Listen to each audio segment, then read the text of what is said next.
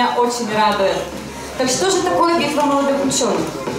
Битва молодых ученых – это сражение между участниками в непринужденной обстановке на сцене ночного бара, либо клуба. Ну или, конечно же, такой библиотеки, как наша. Аплодисменты!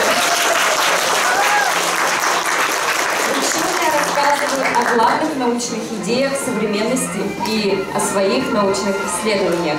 Научные битвы проходят более чем в 20 регионах России. Различаются по видам и формам проведения, но основное правило неизменно. У каждого участника есть только 10 минут, чтобы остроумно, понятно и интересно донести свою идею. За минуту до конца выступления прозвенит колокольчик. Да, вы слышите именно этот звук, и это значит, что пора закругляться, к сожалению. А в конце мероприятия публика определит лучшего своими аплодисментами, криками, свистом через приложение «Шумомер». Битвы молодых ученых активно проводятся по всему миру, и Россия не стала исключением. Первые такие бои в нашей стране состоялись, может быть, кто-то мне подскажет, кто-то знает. Ладно, не буду забивать вам голову, вы и так, наверное, волнуетесь, особенно наши участники. Первые такие бои состоялись в 2011 году в Санкт-Петербурге. В нашей республике это уже проходит в 4-й раз. Бессменная организатор мероприятия Национальная библиотека Удмуртской республики. Аплодисменты! Ну а участники соревнования – это ведущие вузы Удмуртии. Удмуртский федеральный исследовательский центр Уральского отделения Российской академии наук. Удмуртский государственный аграрный университет. Ижевская государственная медицинская академия. И Плазовский государственный педагогический институт имени Короленко. Слово для открытия нашей 4-й научной битвы предоставляется директору Национальной библиотеки Удмуртской республики Татьяне Владимировне Тенсиной. Добрый вечер, дорогие друзья! Я рада видеть вас в Национальной библиотеке Удмуртской республики. Знаете, года как не бывало. Я так рада видеть много уже знакомых лиц и незнакомых. Наверное, у нас впервые так многолюдно на битве молодых ученых. Виктория, конечно, немножко слукавила. Конечно, мы 3 битвы проводили как слэм.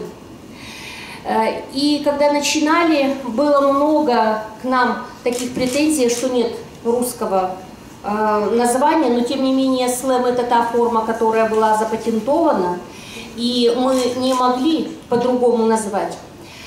И поэтому в этом году мы решили назвать «Битва», изменив, так скажем, некоторые штрихи. Но в целом те условия, которые они из года в год повторяются, они будут присутствовать сегодня. Я всегда с огромным удовольствием, я вообще, надо сказать, наверное, вот сегодня самый старожил всех битв, я с огромным удовольствием прихожу, мне всегда очень интересно и познавательно.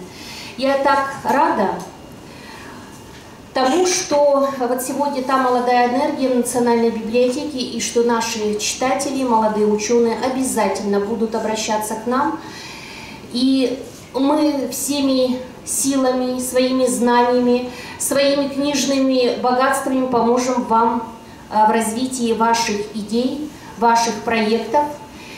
Сегодня, конечно, у нас мы обладаем, может быть, не всем тем, что в ваших сегодня запросах и потребностях, но тем не менее у нас есть возможности нашего печатного наследия и других электронных ресурсов.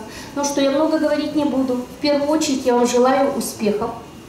Я желаю сил поклонникам вашим, болельщикам. И, знаете, по-моему, все 3 битвы у нас выигрывали аграрии. Правильно? Но кто-то, может быть, сегодня осмелится посягнуть на победу. Всем искренне желаю удачи.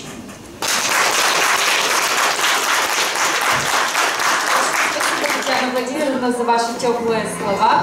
Но мы продолжаем дальше. Партнерами мероприятия являются информационный центр по атомной энергии Ижевска. Это уникальная площадка для всех неравнодушных к науке, школьников и студентов, их родителей и преподавателей. Основная задача центра – это популяризация науки и инноваций, просвещение в сфере атомной отрасли и промышленности в целом, развитие экологического мышления и культуры. Второй наш партнер – Удмуртский федеральный исследовательский центр Уральского отделения Российской академии наук, задачей которого является подготовка научных кадров и акселерация высокотехнологического бизнеса. И третий партнер нашего мероприятия – Сбербанк, который запустил уникальный общероссийский акселератор «Сберстудент» для студентов, аспирантов, научных сотрудников институтов и университетов. Программа для акселератора разработана по содержанию учебных материалов от Stanford Online. Участники смогут развить свою бизнес-идею и запустить свой первый коммерческий проект, а Сбербанк полностью оплатит обучение. Поэтому дерзайте! И прямо сейчас для приветственного слова я приглашаю Наталью Борисовну Ягодину, руководителя информационного центра по атомной энергии Ижевска.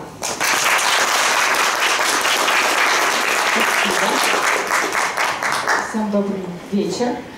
Я бы хотела увидеть презентацию свою. Спасибо.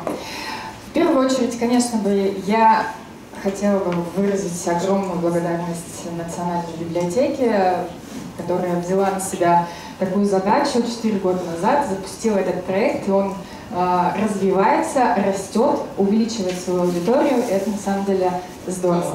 Ну и вторая задача, кстати, хотела сказать, что Татьяна Владимировна, как всегда, прекрасно выглядит. И вторая задача моя сегодня — коротко рассказать о нашем информационном центре по атомной энергии. Пару слов уже сказали о том, чем мы занимаемся. Мы популяризируем науку, мы поддерживаем проекты, так или иначе связанные с популяризацией науки. Ну и, конечно же, поддерживаем людей, которые проявляют чувство к науке. Это самое важное у нас сегодня. У нас есть, в общем-то, многофункциональная коммуникационная площадка недалеко отсюда, около центрального рынка у нас есть наш центр, в котором мы регулярно проводим всевозможные лекции, интересные проекты, к которым вы тоже можете присоединиться. Ну, мы являемся точкой притяжения лучших экспертов, ну и командой энергичных людей, которые любят науку. Что касается работы именно с экспертами, мы являемся представителем федеральной сети таких центров в 20 городах, и многие эксперты вышли на федеральную аудиторию, на федеральный уровень своих проектов через наши проекты нашей сети. Не буду повторяться, популяризация науки, поддержание позитивного имиджа об атомной энергетике, повышение престижа отраслевых профессий – это, в общем-то, общие наши цели вместе с вами, наши отраслевые партнерские проекты, наши партнеры здесь перечислены, многие для вас знакомы очень даже. Ну и те проекты, в которых мы можем с вами посотрудничать в качестве экспертов. Мы проводим всевозможные интеллектуальные игры и на своих площадках, и на площадках наших партнеров в вузах. Мы тоже это делаем. Вот буквально сейчас проводится большой просветительский проект в Интеграле со студентами из ЖГТУ. Оттуда сбежала, побегу потом обратно. Дальше мы проводим научные лужайки, всевозможные на открытых площадках, на общегородских мероприятиях. Мы проводим «Энергию науки». Это проект, когда уже с нами работает федеральный эксперт. Мы его приглашаем в наш регион и предлагаем выступить на площадках наших и наших партнеров. ICAE Open – это еженедельный просветительский проект, который проходит на нашей площадке в ICAE, в информационном центре по атомной энергии. Атомный практикум – это такой практикум интерактивный, который мы проводим, мои сотрудники проводят для школьников и младших студентов, модульный. Ну и фестиваль науки, кстати, большое мероприятие, которое мы организуем вместе с нашими партнерами. есть еще направление научное волонтерство. Здесь перечислены некоторые проекты. Могу потом подробно рассказать всем, кому будет интересно. Направление химии, менделеевские классы, ледокол знаний всем, наверное, известен. Федеральный проект, который реализуется нашей сетью. Просто всевозможные, слово любимое у меня, всевозможное. Большой федеральный конкурс среди школьников, отбирается 30 человек, и они имеют возможность на ледоколе, выходя из Мурманска на Северный полюс и обратно, на ледоколе их ждет ежегодный образовательный форум. Эко-просвещение – это одна из наших ключевых тем. У нас есть в команде и эксперты, носители информации. Мы активно приглашаем к себе экспертов, которые, в общем-то, транслируют эко-повестку в наши проекты. И есть у нас несколько диджитал-пространств, в которых мы работаем. ВКонтакте, конечно же, страничка, обязательно подпишитесь на нее, там публикуются все анонсы и фотографии с наших мероприятий. На YouTube-канале мы публикуем все материалы, которые производят наши эксперты, ну и телеграм-канал сети ИЦАЯ тоже к вашим услугам. У кого возникнут вопросы, можете в группу ВКонтакте нашу написать, всем всегда отвечаем. Спасибо за внимание. Наука всегда кстати. Всем желаю сегодня удачи. Спасибо, Наталья Борисовна, за ваше очень информационное выступление. Отпускаем вас на не менее интересное мероприятие. Ну что, друзья, вы готовы начинать?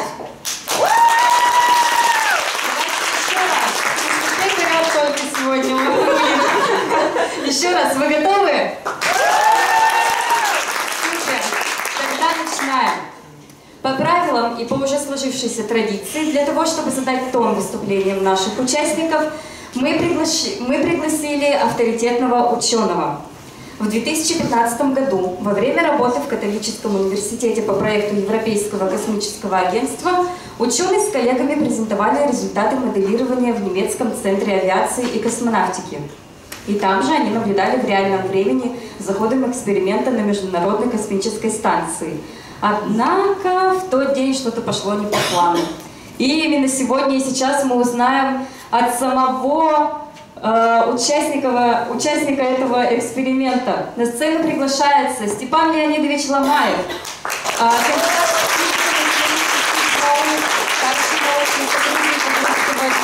исследовательского центра Уральского отделения Российской академии наук с темой «Как в 2015 году под Кёльном я увидел НЛО». Еще раз аплодисменты.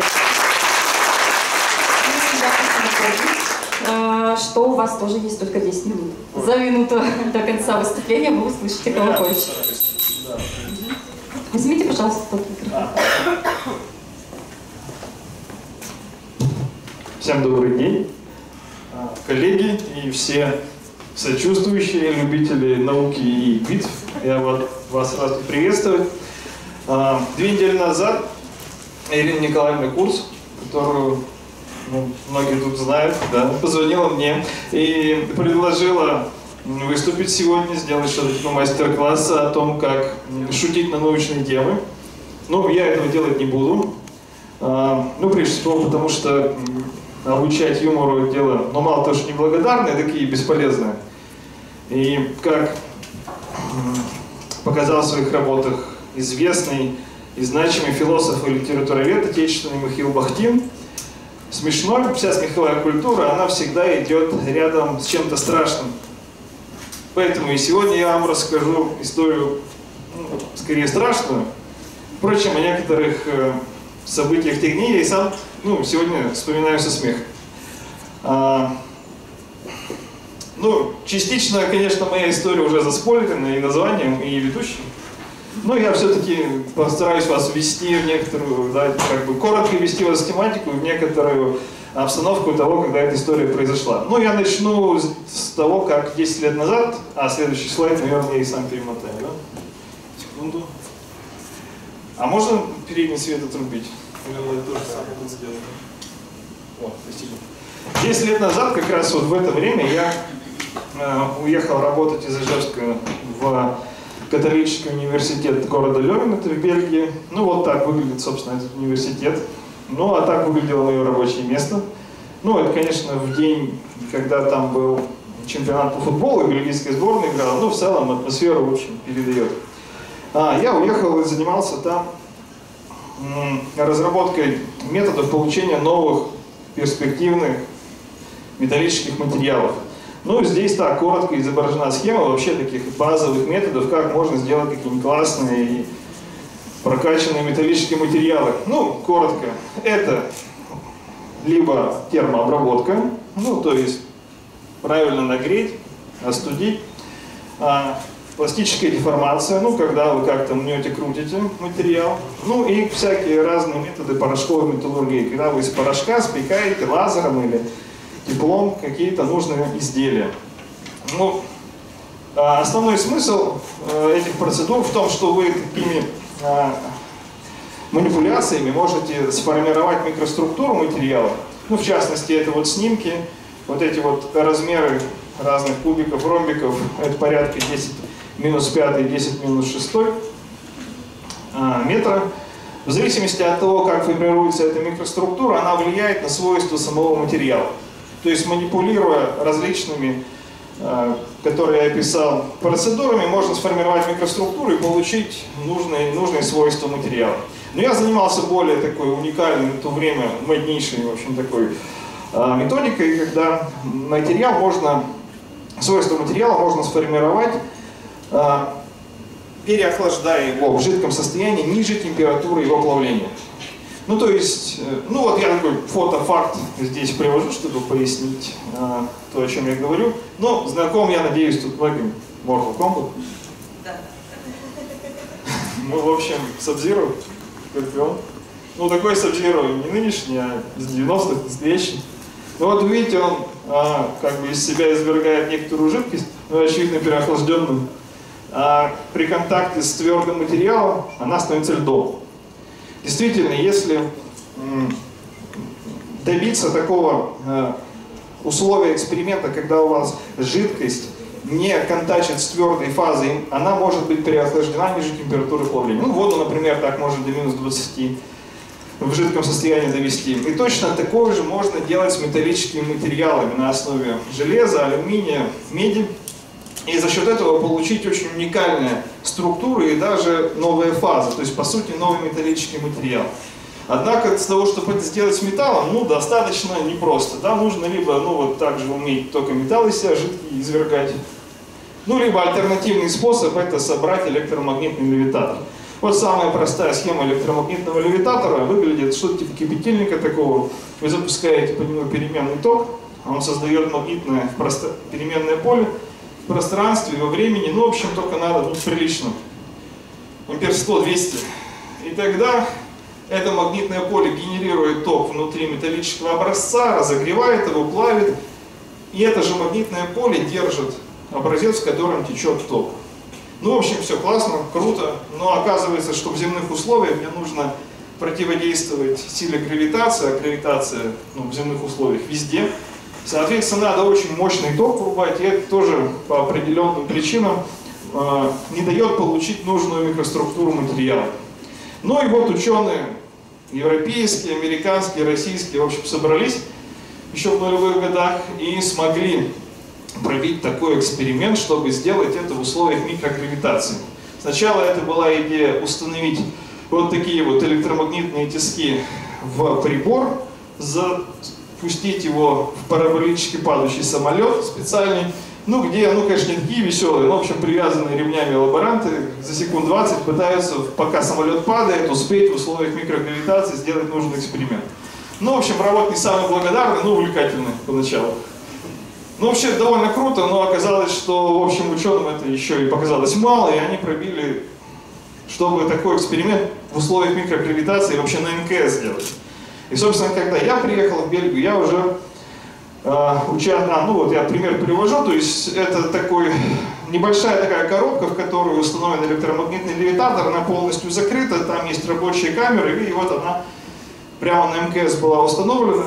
соответственно, управление и ведется с Землей, но некоторые манипуляции космонавт или астронавт должен прямо на борту МКС провести с этим прибором. Ну, то есть все правильно подключить, реализовать, следить за тем, как идет эксперимент, ну, если что пойдет не так, что-то с этим сделать. Но в целом возможности у космонавта как-то залезть в эту коробку не предусмотрены инструкциями вообще. Пардон, заспойлерил немножко. Ну, в общем, я приехал зачем? Я должен был сопровождать теоретическую часть этого эксперимента, расписать все, что с этой каплей на МКС происходит. Ну, собственно, вот результат моей работы, как видите, вот. В общем, эти суперформулы, все там рассчитываю, вообще все. Да. Но оказалась одна проблема, что, в общем, по моим моделям оказалось, что те условия эксперимента, которые были запланированы, они, в общем, не самые лучшие, ну, мягко говоря. В общем, был большой риск того, что эксперимент не получится. Ну, мой тамошний начальник сказал, что, ну, Степан, слушай, ищи у себя ошибки, такое не может быть, почтенные люди, МКС. Ну, я искал, и вот получил такое. Видите отличие? Видите? Нету. Никаких отличий. На самом деле все я правильно посчитал, я просто подтвердил, что я все правильно посчитал. Все у меня было классно, а вот на МКС не очень. Вот. Ну тогда мы обратились, собственно, в немецкий космический центр, где управление полетами, запросили их: ребята, слушайте, как у вас дела, пришлите нам какие-нибудь первые экспериментальные данные, но мы сравним, ну реально, получается или нет. Они молчат. Ну молчат, мы спрашиваем, они вообще ничего не отвечают. Ну мы такие, ну ладно. В общем, через месяц выяснилось, что у них реально были проблемы, и даже не те, что у меня тут в формулах, там все случилось посерьезней. Там случился такой момент. Не очень хорошо шли эксперименты с алюминием, и они решили попробовать другой материал, в частности, там, сплавы на основе железа. Но, как известно, алюминий парамагнитный, а железо и многие сплавы на его основе, они ферромагнитные. То есть, ну, грубо говоря, в 100, в 1000 раз чувствительность к магнитному полю у таких материалов сильнее. Ну и в суете будней они забыли немного исправить инструкции космонавтам, и те по старинке врубили точно такой же ток. Ну и все это, естественно, бабахнуло, поскольку она чуть не выстрелила, ну никого не убила, ничего не сломала. Но вот это такая вот капелька, это расплавленный материал, ну тут он сильно уже расплавленный. А там она расплавиться не успела, она просто выстрелила, ударила в катушку и к ней припаялась. Ну сейчас самый супер. Заспойлерил опять. Ну это из-за колокольчика. Ну ладно. Короче, в общем, долго думали, что с этим делать, поскольку, ну так, бах, и почти 2 миллиона евро в никуда, да, долго думали, и главный инструктор, в общем, потом, главный инженер предложил, ну, как бы, что надо, в общем, примерно чинить его как, ну, если кто помнит, такие кинескопные телевизоры отечественного производства, просто крепко по нему как бы ударить. В общем, я такие истории рассказываю, ну, примерно в духе Задорнова, если бы я тоже, может быть, не поверил, если бы сам не был косвенным участником этих историй. Ну, действительно, вибрацию вычленили так, что она сможет оторвать каплю, не разрушив сам корпус эксперимента. Ну, в общем, да, долбанули, помогло. И нас уже пригласили в тот момент, когда хотели, ну все, смотрите, у нас все получилось, приезжайте к нам, доложите свой доклад, и в этот же день, точнее в ночь, мы проведем эксперимент непосредственно на МКС. Ну, в общем, вот мы приехали, вот с профессором Кривилевым, который тогда уже в УДГУ работал. И, знаете, такой есть нарратив в боевиках американских 90-х, когда там летит какая-нибудь дрянь из космоса, ее надо взорвать каким-нибудь бластером, там, президент, и всегда есть толпа, когда все там разорвутся, они так хлопают, там, хлопают. Ну, в общем, вот, да. Но это не конец еще, нет, я не намекал, что сейчас я вообще закончу, но я как гость, я чуть-чуть, да, сейчас. Хорошо. Вот, я, короче, был в этой толпе, которая, ну, должна была хлопать, мы с профессором Кривилевым там стоим, как бы, все классно, вроде, там все с НАСА, с ИСА, короче, все собрались. А эксперимент сам вот выведен на экран, и это, ну, не очень такое, как бы, визуально такое приятное и увлекающее зрелище. Все такое серое на сером. Да, вот это фото, тут уже цвета выкручены, чтобы получше видно. Но в реальности это кусок катушки сверху, снизу, и такая серенькая капелька, которую вот такой вот маленький манипулятор, это типа маленького пылесоса, который может вдувать или выдувать газ, вот его так подтаскивают, чтобы пытаться затащить в нужное магнитное поле, слегка включить, и такой газлайтинг все время попадает и срывается. В общем, происходит что-то, ну, не очень интересное, но очень такое вот мельтешащее и как-то вот доставляющее визуальный дискомфорт. И значит, сидим мы с этой всей почтенной публикой, смотрим, как все это происходит, тут бах, какая-то, короче, такая черная круглая штука, фух, влетает в экран, и так, хоп, хоп, хоп, хоп, хоп, и улетела. И мы такие с профессором Крылевой, что такое вообще, что произошло? Смотрим, кругом все немцы, СССР, мы такие, ребята, а что произошло? Не знаю, что произошло. Ну, в общем, мы пока обалдевали, в общем, вообще в некотором шоке, что за НЛО пролетело, как бы, ну, ладно, прилетело и прилетело. Ну, в общем, эта капелька оторвалась, улетела и все кончилось. В общем, мы от первого шока не отошли, у нас второй шок, что все кончилось, все уже расходятся, бах, 100 тысяч евро куда-то улетело, все, пока всем. В общем, к чему я все это рассказываю? Вот я теперь заканчиваю. Ну, во-первых, к тому, что вообще наука штука классная, но это не всегда то, что, как она выглядит на презентациях. Да? Когда есть такой, показывают кумулятивный эффект, как все шло классно, все как к цели какой-то, один сплошной прогресс и радость. В реальной науке часто бывают странные, сложные ситуации, в прямом смысле это слово даже эзотерические. Не надо про это забывать, поскольку на это уходит большая часть труда ученого непосредственно. А второе, что я хотел рассказать, вот ту организационную дичь, которую я вам рассказывал, я никогда не видел в Удмуртии, в нашем научном сообществе. А у нас есть научное сообщество, и в том числе молодое, и часто мы про это сами не знаем. А вообще по многим уровню работы мы многих коллег и превосходим. Поэтому классно, что мы друг с другом знакомимся, встречаемся на таких мероприятиях. Спасибо библиотеке за то, что это все организует. Ну, в общем, я как приглашенный гость несколько затянул, прошу прощения, но даже если вдруг я на вопросы готов поотвечать, а на этом свой доклад я заканчиваю. А фото я взял со вчерашнего мероприятия в Госсовете, так что тут многие здесь присутствующие даже есть. Спасибо.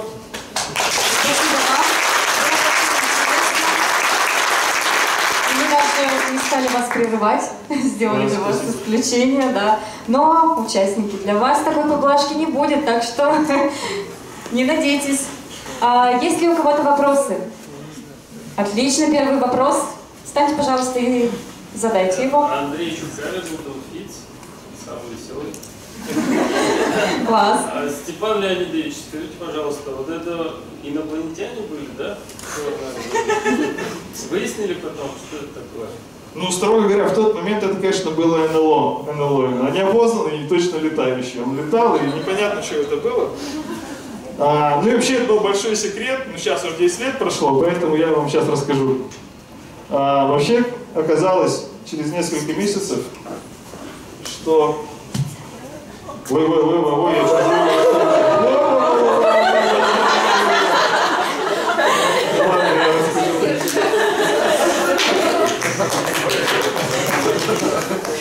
Заспойлерили. В общем, там вот этот вот манипулятор, из которого газ дул, на нем был рассекатель газа, чтобы струи не было слишком сильной. И когда долбанули, отбили ее, и она просто летала вот так свободно.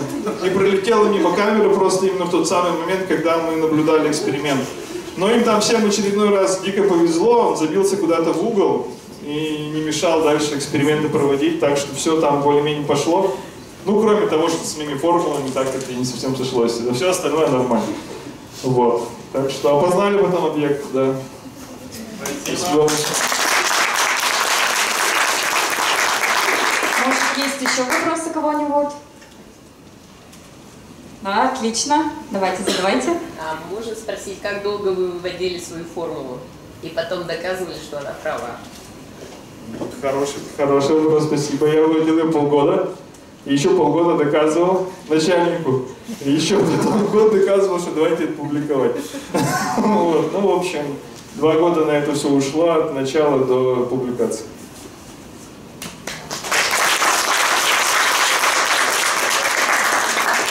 У кого-нибудь еще созрел, может, вопрос? Тут явно созрел везде. Ага. Я на правах самого главного хочу спросить у вас. Вот, Помаши, что непонятно, почему ты самое главное. Вот там вы показывали это устройство, вроде все так понятно, ну для нас, археологов, да? То есть от кипятильника берем железную часть, кусочек металла, явно и золото, ну такой шарик железный, можно подшипник взять, да? И вот что-то про переменный ток, чтобы оно все вот так вот завертелось, закрутилось, это нужно в розетке провода переделать? Или что? Я пикирующий самолет, конечно, не обещаю, но можно же как-нибудь спрыгнуть с 9-го этажа там, или с 40-го. Этого времени хватит. В общем, немножечко от вас конкретных инструкций. Потому что наша теоретическая формула, она... Классно. Там букв нет. Букв нет? Нет, там все буквы. Там цифры. Ну, касаемо, как собрать домашний левитатор. Ну, там, конечно, только по форме кипятильник. На самом деле нужен довольно толстый провод. А этот конкретно, он еще и внутри пола обдувается холодным воздухом, чтобы не перегреться. То есть все дело довольно быстро нагревается, и лучше все, чтобы это медное было, ну, из дешевого самого. Во-вторых, нужен здоровенный ток, который, конечно, просто так не получить. И 220 разве? Ну, обычно там розетки, я не знаю, там больше 10 ампер-то, наверное, лучше ничего не засовывать, чтобы из розетки ток такой шел, пробки вылетят или чуть что вылетит. Вот. Поэтому нужно, конечно, технику так посолиднее, чтобы этот ток реализовать. Но в целом вообще в Ютубе сейчас довольно много народ в России этим развлекается, увлекается, много кто это делает. В Питере довольно большой левитатор собрали с такой как бы приличной там, держат какие-то вообще здоровенные штуковины. Что касается скидывать там с 9-го этажа что-нибудь, в принципе есть вообще технология, как тот же самый металл, о чем я в самом начале говорил, когда его можно переохлаждать, распыляя в пыль жидкий материал, и просто он падает в такой трубе типа мусоропровода и успевает остывать, пока падает. Так что если есть возможность что-то с 9-го этажа скидывать в таких условиях, можно и без мусоропровод сразу, а во-вторых, можно и без левитатора. Вот, спасибо.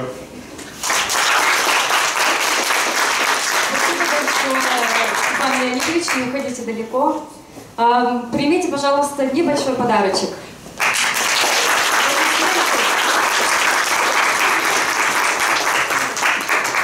Ну а теперь пришла пора познакомиться с нашими участниками. Я думаю, что вы тоже уже в нетерпении, кто же это кто. Итак, первый участник Элина Хаметова, инженер-исследователь физико-технического института Удмуртского федерального исследовательского центра Уральского отделения Российской академии наук, область интересов физика.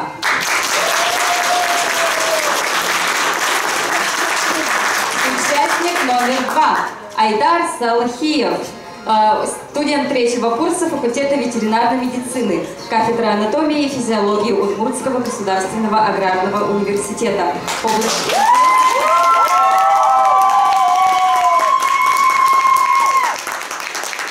Участник номер 3 Александр Кутявин, студент 4-го курса, председатель студенческого научного общества историко-лингвистического факультета Глазовского государственного педагогического института имени Короленко. Область интересов история.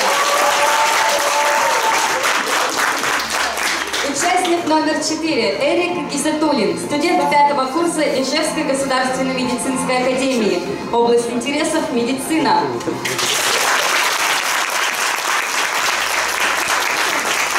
Участник номер 5 Иван Братухин, студент 4-го курса историко-лингвистического факультета Глазовского государственного педагогического института имени Короленко.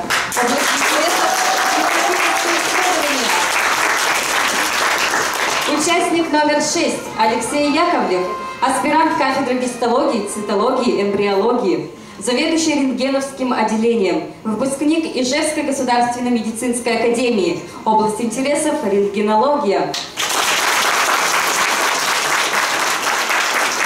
И последний наш участник Максим Коновалов, младший научный сотрудник научного центра металлургической физики и материаловедения Удмуртского федерального исследовательского центра Уральского отделения Российской академии наук, область интересов физика.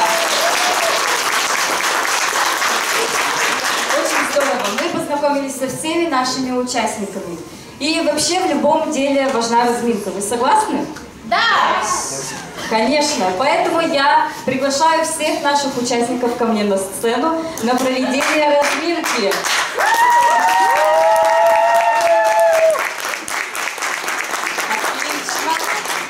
Наш наша разминка называется «Стенка на стенку». Вам нужно будет встать так, прямо вот так, друг к другу лицом. Получается, здесь 4, здесь 3. Я буду задавать вам вопросы. Если вы знаете ответ, поднимайте руку и отвечайте. Все понятно? Не слышу? Отлично. Итак, первый вопрос. Что может вызвать слезы в глазах, сбить с ног, заставить идти медленнее или быстрее? Так, мыслительный процесс пошел. Да, все верно. Вопрос номер 2. Дальше ответ. Ветер, ветер. Что может пройти сквозь стекло, не разбив его? Все верно, это свет. Вопрос номер 3. Как называется самая хищная река в мире? Тигр. Все верно.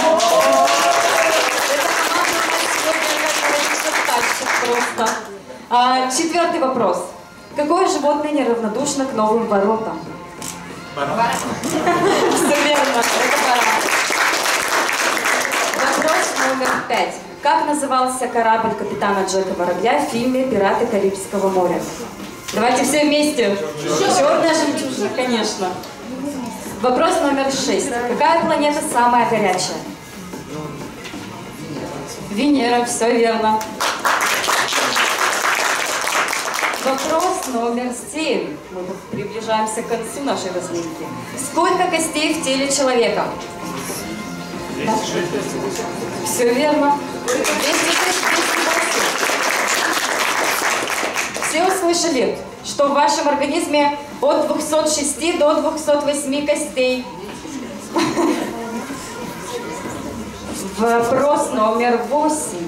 Какая картина дороже? Мона Лиза или Джоконда? Все верно, это одна и та же картина, поэтому ни одна из них не может стоить дороже. Сколько элементов в таблице Менделеева? 600. А точное количество? С каждым годом новое открывается. Ну, исходя из просторов интернета, 118. И последний вопрос. Арахнофобия – это боязнь чего? Пауков, все верно. На этом наша разминка закончена, но вы никуда не расходитесь, потому что у нас сейчас будет жеребьевка. Нам нужно установить очередность ваших выступлений. Можно, пожалуйста, реквизит?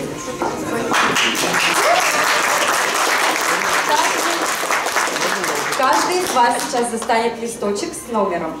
Номер на нем – это очередь вашего выступления. Итак, поехали!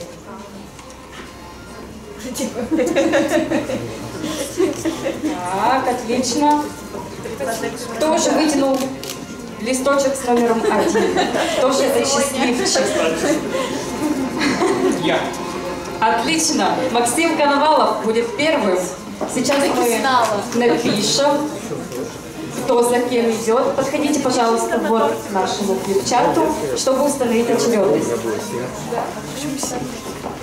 А пока вас будут записывать, я хочу напомнить, что у вас есть всего лишь 10 минут. Вам такой поблажки не будет. За минуту вы услышите колокольчик. Вы можете уже далеко не уходить. Возьмите микрофончик, соберитесь. Не волнуйтесь. Есть волнение.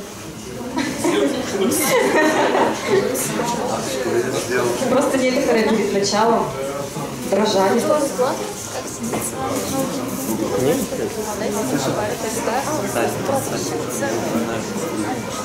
Так. Фиксируем 5-го участника. Тоже это.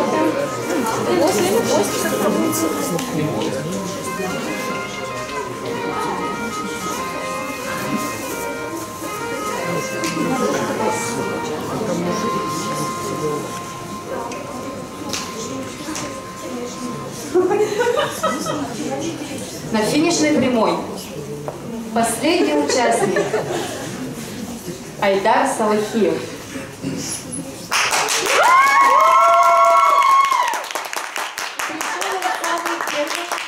Но, к сожалению, выступит самым последним.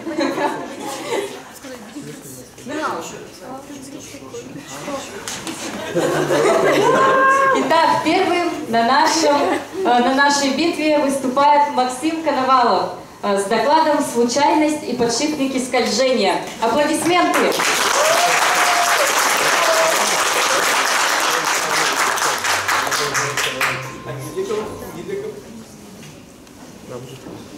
Раз. Ни для кого не секрет, что многие научные открытия на самом деле случайно происходят. В том числе к этим случайностям можно отнести открытие рентгеновского излучения, открытие вообще возможности использования микроволнового излучения для подогрева пищи, да даже кардиостимулятор, вулканизированная резина. Все это случайно было открыто. В том числе, я не побоюсь этого слова, открытие совершили и мы в научном центре металлургической физики и материаловедения Удмуртского ФИЦа. Соответственно, более подробно сейчас вам расскажу. Дело в том, что наш центр уже давно занимается изучением и, в принципе, производит различными методами высокозолистые стали. В том числе там, механосинтезом происходит, распространяющимся высокотемпературным синтезом. Ну, в частности, нас интересует как раз СВС в варианте элементировании.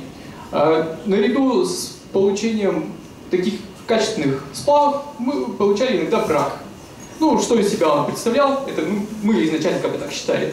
В металле находились вот такие включения. На нейтральном щитке их наблюдаю. Соответственно, ну, просто как бы откидывались, измерялись свойства и все в дальнейшем получали нужные аустенитные там структуры, свойства, которые интересовали. Но вот в один прекрасный момент решили все-таки посмотреть, а что это такое. Дело в том, что у нас аустенитные должны были получаться образцы, так как там много азота, а они получались, исходя из рентгенофикационных исследований, аустенитно-ферритные. Вот, соответственно, азот куда-то уходил. Но при этом характерных включений, как нитритов, не наблюдалось. Они должны были либо пластиночками быть, либо такими квадратиками, шестиугольниками. А тут у нас просто кругляшки какие-то. И вот на нейтральном щитле, вернее, мы наблюдаем как раз аустенитно-ферритную структуру вместе с включением. Вот. Решили посмотреть, что это такое вообще. И выяснилось, что это у нас такие включения представляют собой как бы пирожки, в центре которых, начинка которых это оксиды магния, и вокруг которых сконцентрированы нитриды алюминия практически. Вот. Стали думать, а что вообще, в принципе, на что это может походить. Вот. И выяснилось, что мы разрезали вдоль, поперек, порезали, соответственно, посмотрели. Все равномерно распределено. Вот в этом и вся прелесть, и вся увлекательная новизна этой работы. Ну, это подходит под подшипники скольжения. То есть есть три основных типа подшипников скольжения, которые можно выделить. Соответственно, мягкие включения в более твердой основе, порошковый материал. У них есть одна большая проблема, они плохо перерабатываются. Соответственно, самые дорогие подшипники — это подшипники на основе меди, где в мягкой матрице твердые включения. Как раз у нас получается мягкая матрица, твердые включения, оксидонитридные конгломерат такие. Вот, соответственно, необходимо развивать эту тему. Дальше, что нам необходимо померить? Какие главные принципы? Это износостойкость. В первую очередь померили износостойкость. Соответственно, мы увидели, что с увеличением количества включений в образцах у нас износостойкость, она повышается. То есть убыль массы снижается. При этом у нас образцы, вот вплоть до 1,7 массовых процентов вот этих включений армирующих, да, у нас предел прочности прижатия превышал 3250 МПа. Соответственно, твердость также померили. Твердость, по сути, сопоставима с твердостью сырой стали. То есть это говорит о том, что будет хорошо перерабатываться, будет износостойкость хорошая. Соответственно, ну, потенциально мы можем заменить. Вот. Дальше, что нам, соответственно, еще было необходимо? Было необходимо все-таки получить аустенитную структуру. То, ну, по одной простой причине, она как минимум не магнитная. Ну и плюс коррозионная стойкость. Соответственно, добавили углерод. Вот мы исследовали при разном содержании углерода. Также износостойкость еще лучше стала. Вот. Твердость удовлетворительная. Предел прочности, соответственно, при сжатии мы выбрали самое лучшее, что 0,50, при этом образовалась трещина, и образец все равно дальше деформировался при нагрузке. И, соответственно, вот это вот значение 320, это значение, полученное при нагрузке, когда появилась эта трещина. Но все равно образец стал деформироваться дальше, и это говорит о том, что подшипник потенциально очень перспективный. То есть детали будут разрушаться изделия. Вот на данном слайде приведена микроструктура и рентгенофазовый анализ образца как раз 0,5 углерода. Мы видим как раз микроструктуру на травленном образце мелкозернистый устынит с равномерно распределенными включениями из конгломератов оксидов и алюминия и нитридов. Вот подробная электронная микроскопия с энергодисперсионным анализом как раз нам показывает, что те же самые пирожки мы получаем, где в центре у нас концентрированы оксиды магния с примесями оксида алюминия, вокруг которых нитриды алюминия. Вот более подробно здесь. Но основной вывод можно описать следующим образом. В принципе, вот так случайно совершенно мы открыли непосредственно материал, который потенциально является перспективным в качестве материала подшипников скольжения. А в дальнейшие планомерные исследования нам позволили определить необходимые параметры и характеристики этого материала, которые будут конкурентоспособны на рынке и фактически составят конкуренцию дорогостоящим бобитам. Ну и, естественно, необходимо сказать, что отметить это в первую очередь, на самом-то деле, что современная наука, по крайней мере экспериментальная физика, она является командной. То есть это командная игра. И особую благодарность я хочу выразить команде, которая участвовала непосредственно в этой работе. Вот. Либо постоянно, либо перманентно. Ну, в первую очередь это Владимир Иванович Ладьянов, Марина Ивановна Макрушина, Владислав Александрович Карев, вот, Павел Георгиевич Овчаренко и Игорь Коронидович Аверкиев. Вот, благодарю за внимание.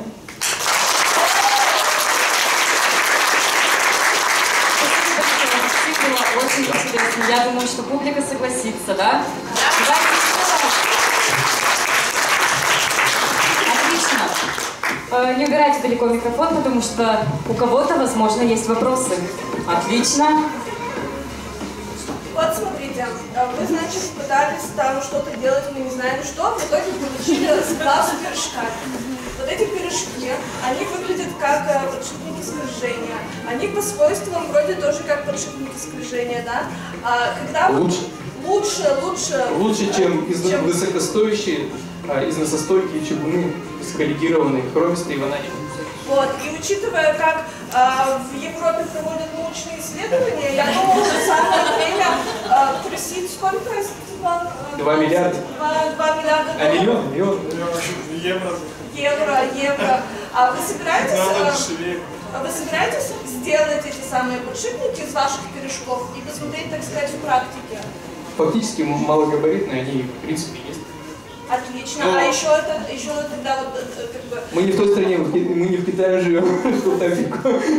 А вот еще вы их получили как брак и говорили, что процент брака у вас какой-то есть, значит, какая-то часть получалась нормальная, а какая-то была бракована. А вы уверены, что сможете вот эти бракованные, но псевдобракованные делать уже как нормальные? Конечно, я специально в выводе непосредственно, так сказать, заакцентировал внимание на том, что чисто случайно мы наткнулись на такой материал, и потом в дальнейшем мы его воспроизводили в результате. То есть он перестал быть браком? Ну, это как бы условно брак, потому что есть вот определенные цели, вот конкретно там задача выполнялась под гранты и так далее, то потом там нужны были конкретно азотистые стали, аустенитные. А тут мы получили фактически композиционный материал. То есть там он не подходил. Вот. Но как выпад из общей серии, он был, с одной стороны, интересен. Ну, таких достаточно накопилось, вот, с одной стороны. С другой стороны, прозрачные, понятные, так сказать, способы, режимы получения и повторения этих как раз вот вещей. Ну, ими воспользовались и сделали.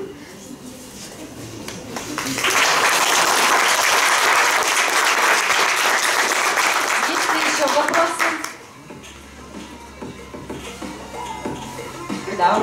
еще один вопрос. Замечательно. Скажите, а что еще кроме подшипников можно сделать?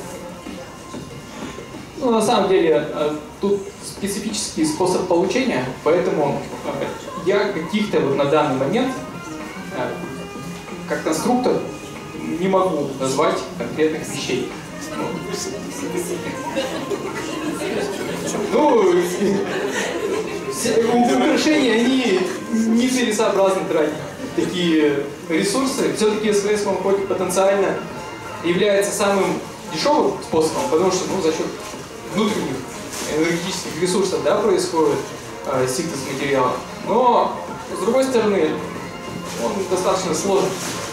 И, соответственно, на массовый поток мы не можем. Мы не можем за раз синтезировать миллион тонн материала, который, между прочим, не очень хорошо обрабатывается, с одной стороны. Поэтому свои ограничения. И самое логичное, самое оптимальное, на мой взгляд, на данный конкретный момент, исходя из моего уровня развития, я думаю, это применение в качестве явочных искажений. Спасибо большое. Есть ли еще вопросы? Вопросов больше нет. Максим, вы можете занять место в зале. Спасибо. Мы встречаем нашу следующую участницу, единственную девушку на нашей сегодняшней битве, Элина Хаметова. С докладом.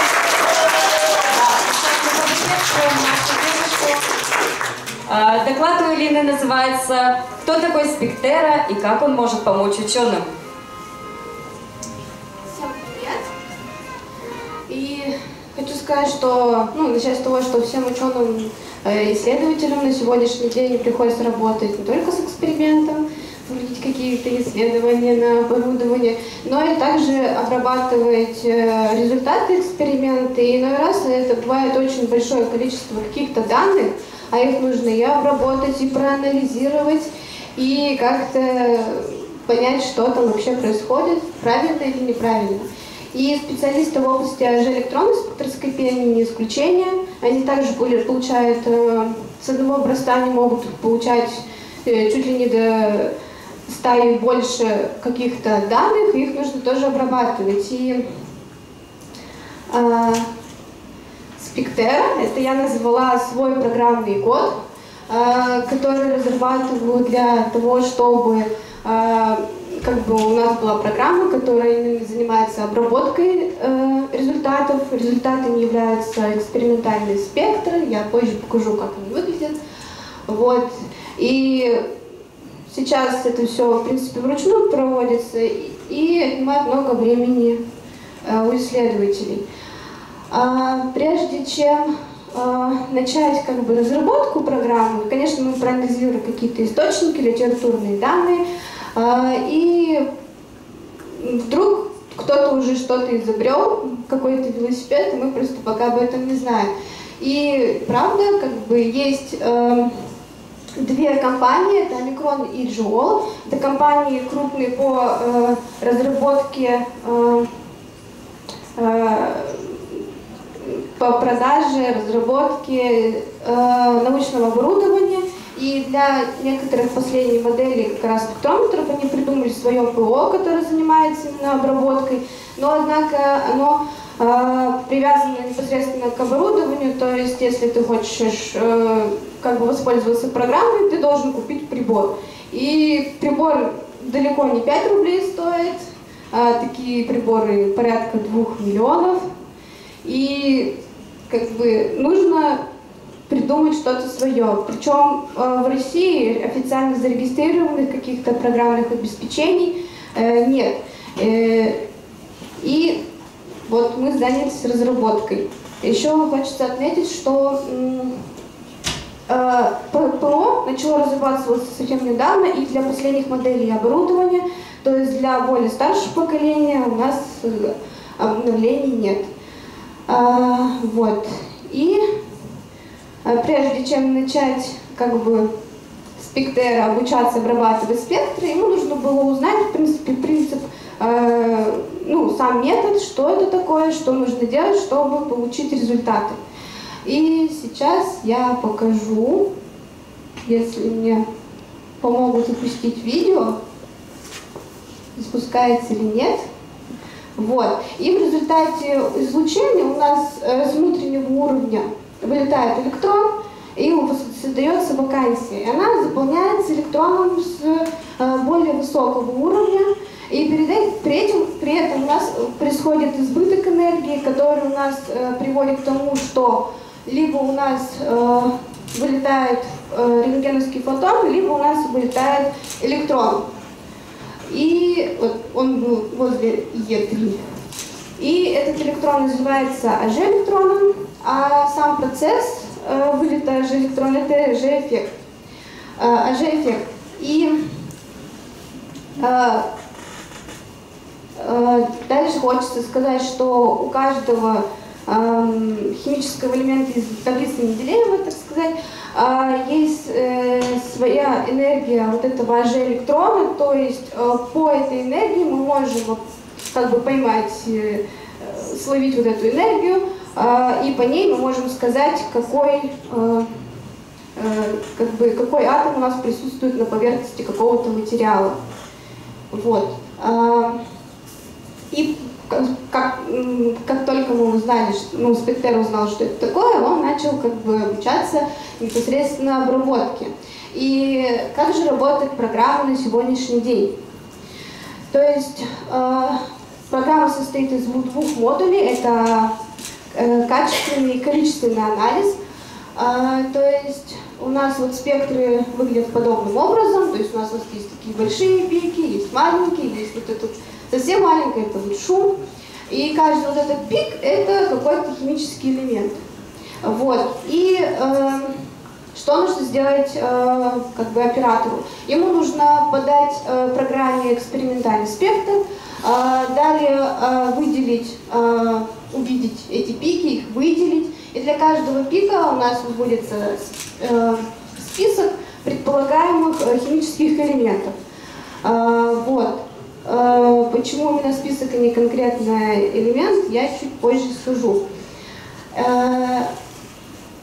Вот. И таким образом далее оператор должен из этого списка выбрать элемент, который, по его мнению, наиболее вероятно здесь присутствует.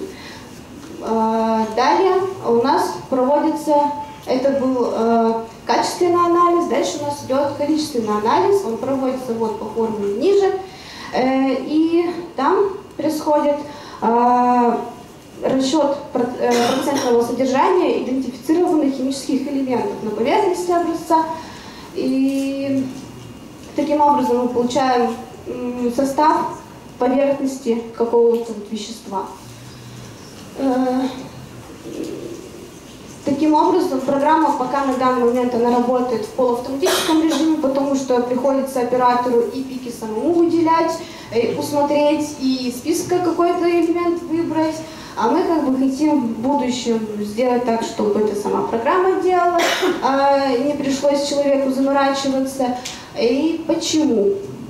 Ну вот, это все круто, конечно, но почему дальше нужно дорабатывать? Во-первых, потому что нужно создать какой-то модуль, который будет проводить, допустим, предобработку и, допустим, может быть, убирать шум со спектров, потому что на этом шуме может присутствовать вообще-то элемент, но мы его не видим. Вот вы видите, что вот тут аргон, что тут какой-то есть пик, и что он тут есть вообще. Вот.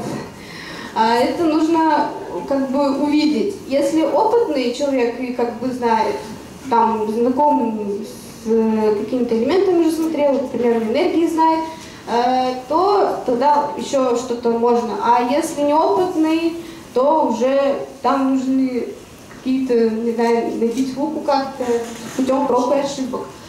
Вот. И к тому же также на этом наш путь не заканчивается, потому что прежде чем потому что мы хотим как раз вот для этого использовать методы машинного обучения. Мы надеемся, что они нам помогут, и Спектр станет еще умнее. Вот. И также, прежде чем как бы миру давать попользоваться нашей программой, нужно подумать о чем? О чем? А зачем? Нет, нужно подумать о графическом интерфейсе пользователя, потому что это все-таки только код, и нужно специально, вот я, например, пишу на языке Python, то есть это нужно будет, если давать чисто код, то это нужно исследователь, там, человек, который будет пользоваться, нужно установить Python, нужно установить библиотеки, а если будет графический интерфейс, то этого ничего не нужно будет. Нужен будет только установочник и все. Но пока этого нет, но ведется активная разработка и дизайна графического интерфейса, и прописание самого интерфейса. Вот. И, как я сказала, это еще не все, нам еще много предстоит сделать. Но это уже другая история. Микрофон перестал работать, а нет, работает. Вот, у меня все. Спасибо за внимание. Надеюсь, будет интересно.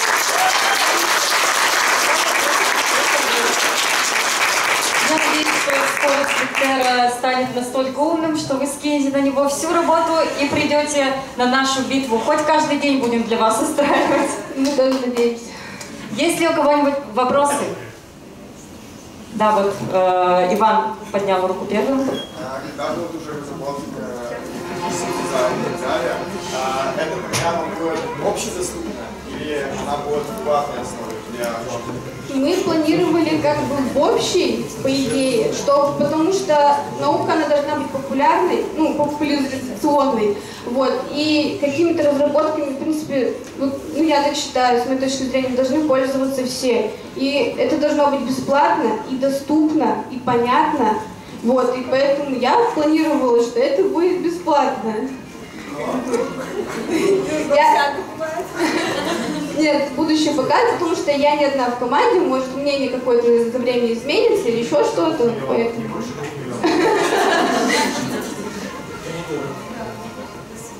Отлично, был еще с этой стороны вопрос. У меня даже не вопрос, а я просто хочу рассказать, я вот сталкивалась вот с этими, видели там такие схемки, да, спектры. Я пришла однажды к своему коллеге с находкой телевизор-скопок. Это была бусина из непонятного мне материала. Я предполагала, что это сердолик. Почему я предполагала? Потому что 30 лет тому назад на этом же памятнике нашли такую же бусинку, такого же цвета, и она была сердоликовая, так решил просто предыдущий копатель, да. И я такая думаю, ну, нужно же как-то к специалистам сходить. Я, в общем, пришла, говорю, мне нужен спектр, ну, нет, я сказала, мне нужно сказать, из чего сделана эта бусина. Мы, значит, засунули ее в прибор, он там колдовал, настройки настраивал, и в итоге получил спектр. Вот, говорит, бусина твоя. Я говорю, и?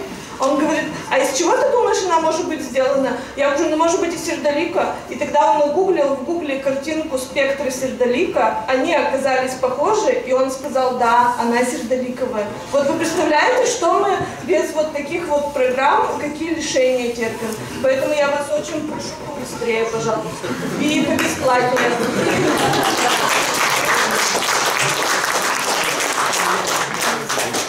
Есть ли еще вопросы у зрителей? У меня так есть. Вопрос по Отлично, давайте. Лида, вот вы говорили про то, что наука должна быть популярной. Популярной. А же спектры не так популярны в целом, ну, среди людей. Поэтому, может, что-то не согласны, да?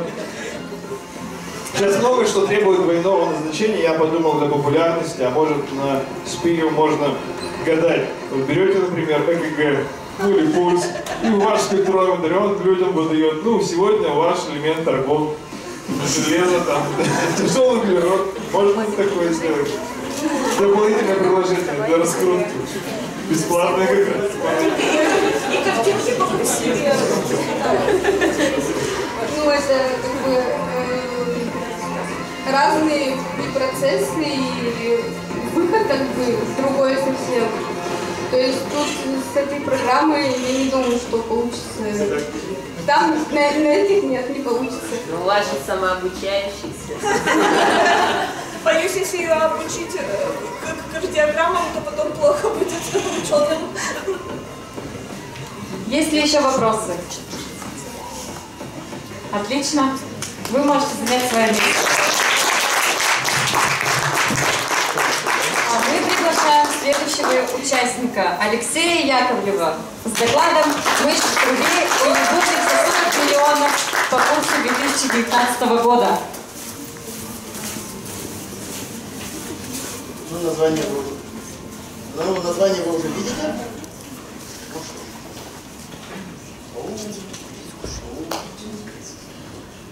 В памяти моего друга.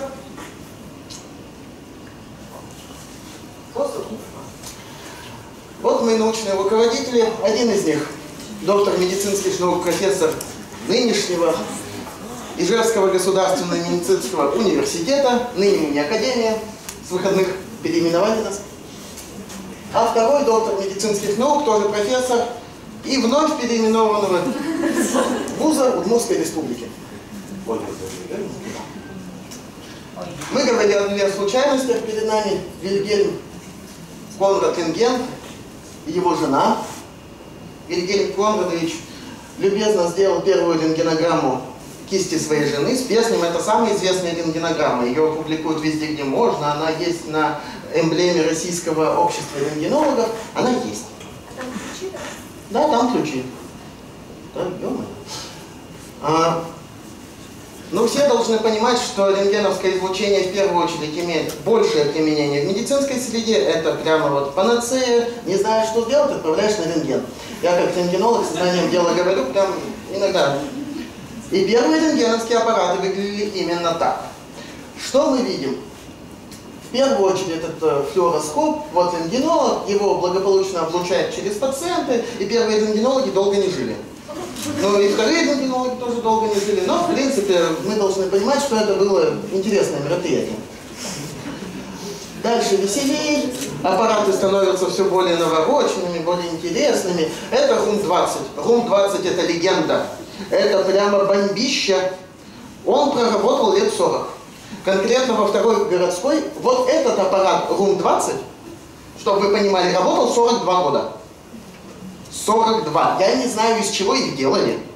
Они были и немецкого происхождения, ну тогда ГДР. Они были чехословацкого происхождения. Они были советского происхождения, но сволочи не ломались. Вообще никак. А это флюороскоп уже американского происхождения. Тоже работали сногсшибательно. А вот как выглядели первые рентгенологи, которые работали на этих аппаратах. Это же не первые журы. Не первый умер, это уж вторая партия пошла. Никого не напоминает? Или «Безумный Макс. Дорога ярости». Мы всегда рядом. Ну, время не стоит на месте, все идет, все меняется, и современные аппараты больше не напоминают те страшилки ужасов. Что мы видим? Это современная С-дуга, ангиографы, переносные аппараты, визиографы. Все это классно, все это круто. Поменялось и обмундирование рентгенологов. Теперь мы выглядим милые, красиво, даже очки модные, со специальным сенсорным стеклом. Надо защищать глаза рентгенологов. Мне показалось, что это больше похоже вот на это. Мы почти Дарт Ливан.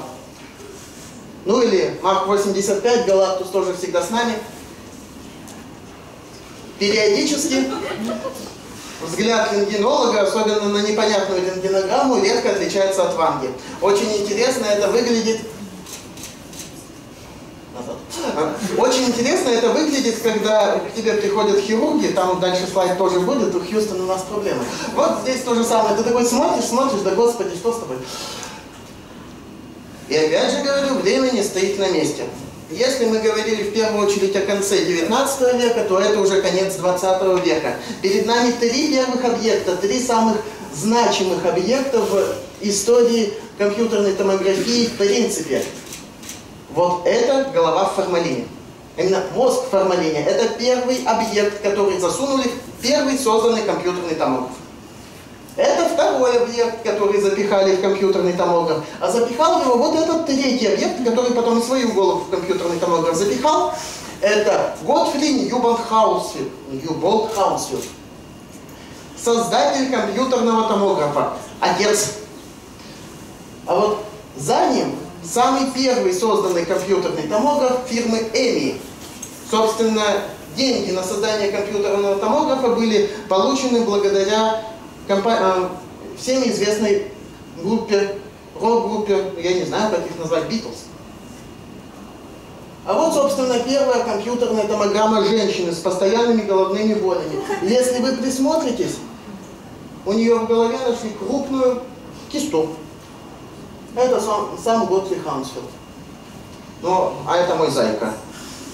Это моя радость, это моя любовь и почти мечта. Это аппарат Самотом Гуап, производство фирмы Siemens. Это мой аппарат, я вот с ним почти живу, иногда здесь сплю. Спал. И на дежурствах как бы занято, там пациенты. Ну а перед нами всевидящее око. Теперь мы и вправду напоминаем всевидящее око. И как я уже говорил, когда к нам приходят хирурги, особенно когда не понимают, что делать, Хьюстон, у нас проблемы. Ну вот это так и выглядит. Зачастую именно так это и выглядит. А у каждого рентгенолога на данный момент не один ширенький монитор, а их иногда бывает 4, 5, каждый из них очень дорогой. Ну, издержки производства. Ну, собственно, теперь мы переходим к теме доклада. Что можно запихать в томограф? Все. Все лишь бы влезло. Можно запихать маленькое животное. Можно запихать большую собачку. Можно запихать маленькую кошечку. Можно запихать коня. А их спрашивают? Но ведь дело-то в том, что мне же нужно получить какой-то выхлоп. Я же будто бы ученый, даже аспирант, там все дела. И мы взяли ПЭТ-трубу. А для чего? Для мышек. Все верно. Следующий этап, благодаря сельхозакадемии,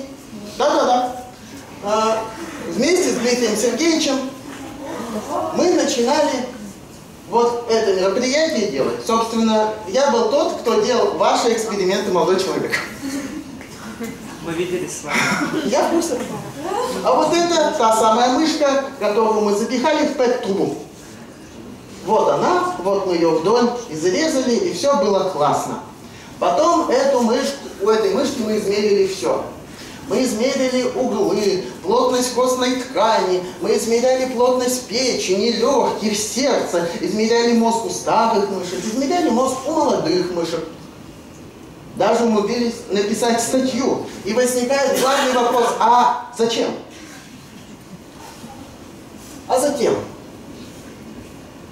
Вот она рекурсия прошлого года. Перед нами фрактал кукумбер и вещества, которые замедляют старение. Мы получаем впервые точный инструмент. Мы можем сказать, насколько животное старо по отдельным системам. Я могу узнать старость костной системы, головного мозга, легких, печени. И я теперь могу это доказать. Причем доказать абсолютно измеряемыми математическими методами. Не со словами больше-меньше, лучше-хуже. Нет. На данный момент появился наиболее точный, достоверный и, что самое главное, повторяемый метод изучения. И да, это сделано впервые в Удмуртии. Ни один из вузов этим не занимался. А может в России, а может даже во Вселенной. Хотя работы есть, но работы весьма куцые, и они во многом урезаны. И да, я объясняю, почему. Это первая публикация, которые идут, и сейчас еще 12 работ по этой же тематике, 40 выйдут. Ну а так вам, мира вам и процветания. Живите.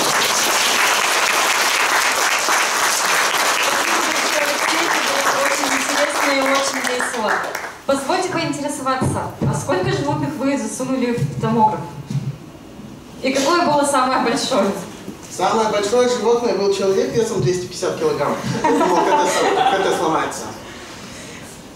Если не о людях говорить, это же все делается во тьме ночной, то под жены. Вот это да. Все ясно. У кого еще есть вопросы? Да, конечно. Отлично, Иван, давайте, задавайте. У меня вот такой интересный вопрос, да. Я вот несколько раз ходил делать рентген, фотографии, да, и каждый раз там женщины достаточно очень нервозные, да, и общаются достаточно грубо. Вот, есть ли какая-то корреляция между работой вот, технологом, да, и глупостью состоянием, да. О, есть, но это не так меряется. Это чем больше дежурств, особенно суточных, тем нервознее медицинский сотрудник.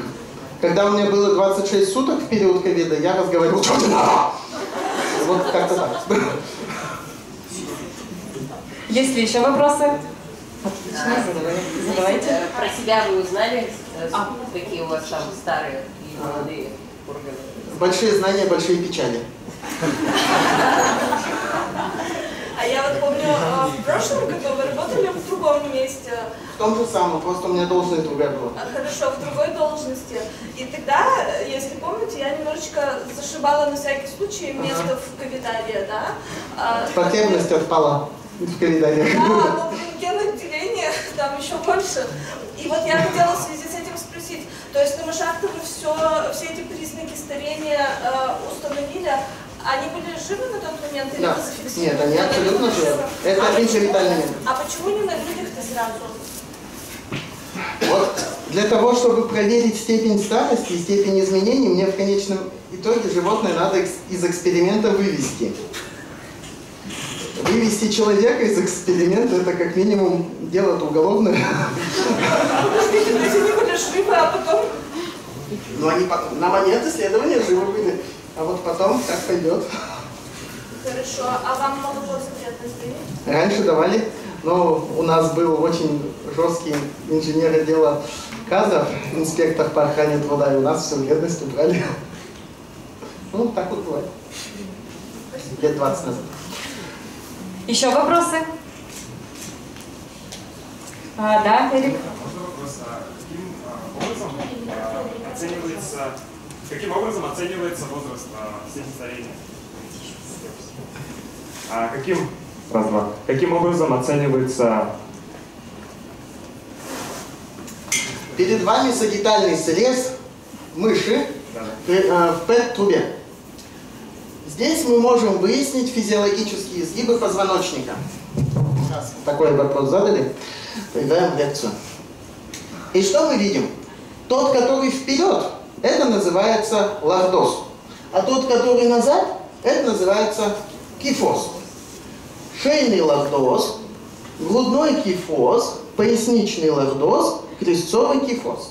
Так вот, угол поясничного лордоза напрямую коррелирует с возрастом животного и его старением. Следовательно, у людей то же самое.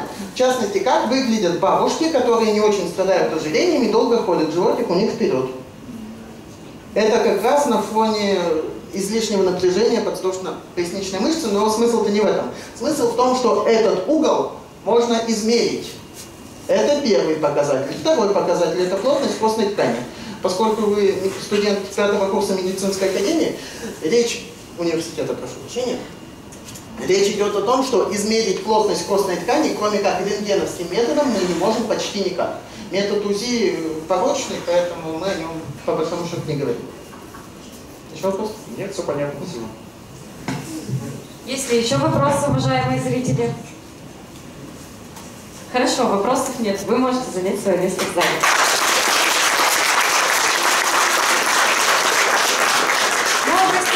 Следующего нашего участника Александра Кутявина. Тема его доклада «Афинский озорной гуляка. Сократ и софисты об афинской демократии».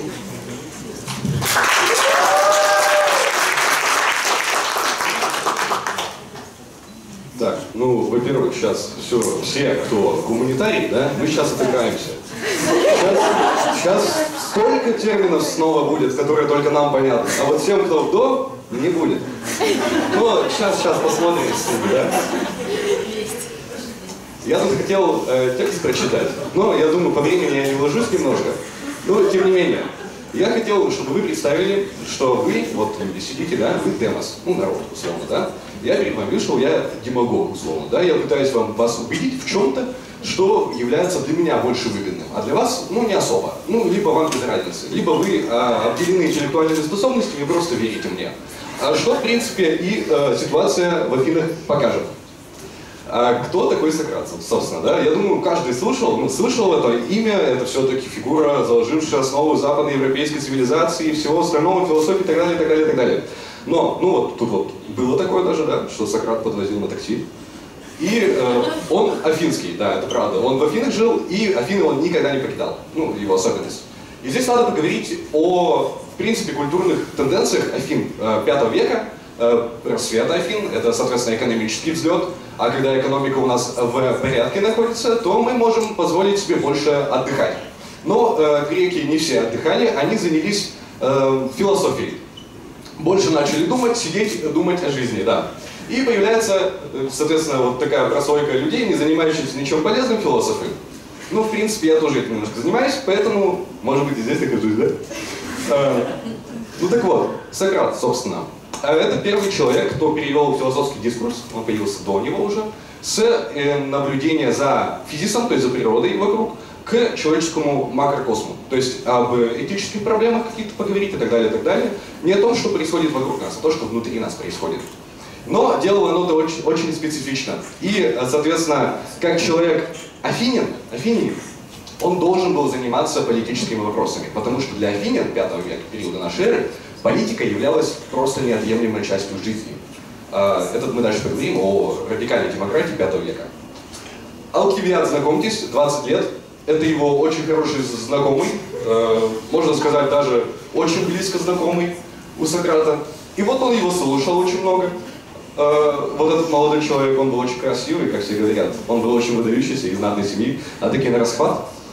Ну и Сократ, конечно, тоже питал к нему какие-то такие симпатии, да, условно можно сказать. Но не получилось. И вот он начал его философскими диалогами доканывать. И всех, кто встречался ему по пути. Но этот юноша больше всего в себя впитал. С сожалением. Так, это дальше. И у меня звучит тема как Сократ и софисты. Софисты, их так в простонародье начали называть, что они типа мудростью немножко, ну, не тем занимаются они. Философы — это те, кто находится в поиске мудрости. Это не мудрецы. Мудрецы отдельно.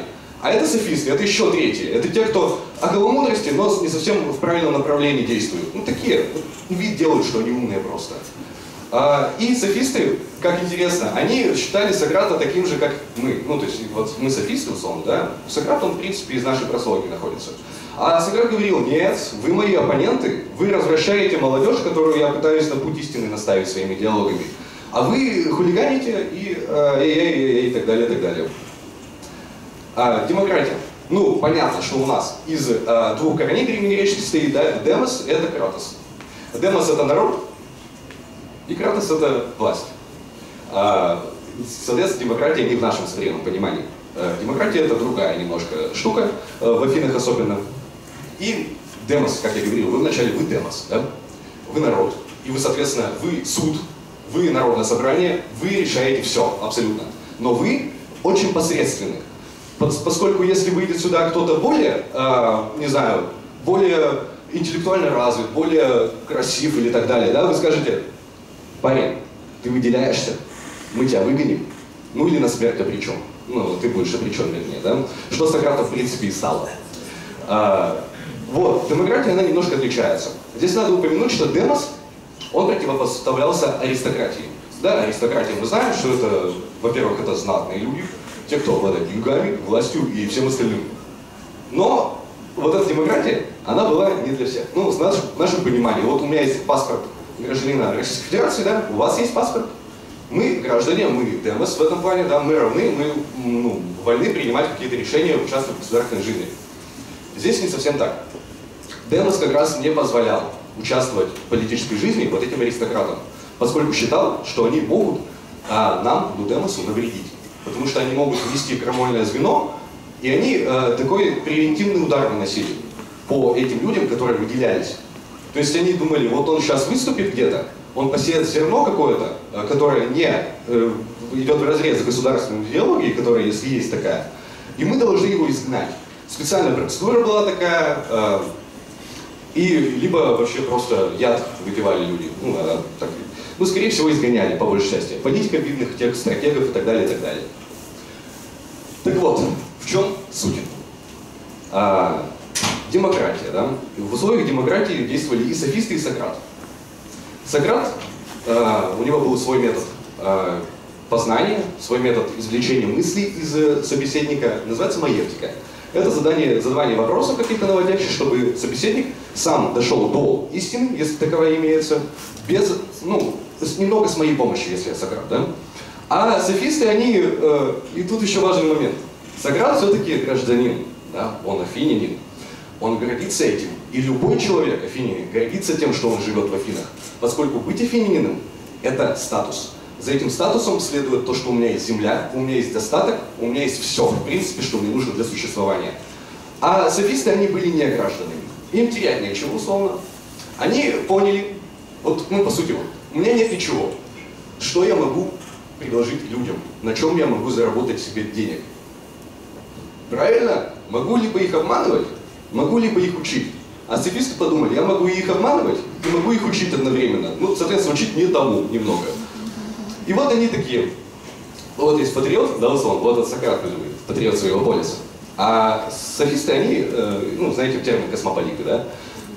Космополиты, они не чувствовали какой-то полисной принадлежности к определенному полису. Они просто путешествовали. И заходили в дом к людям, которые интересовались их идеями.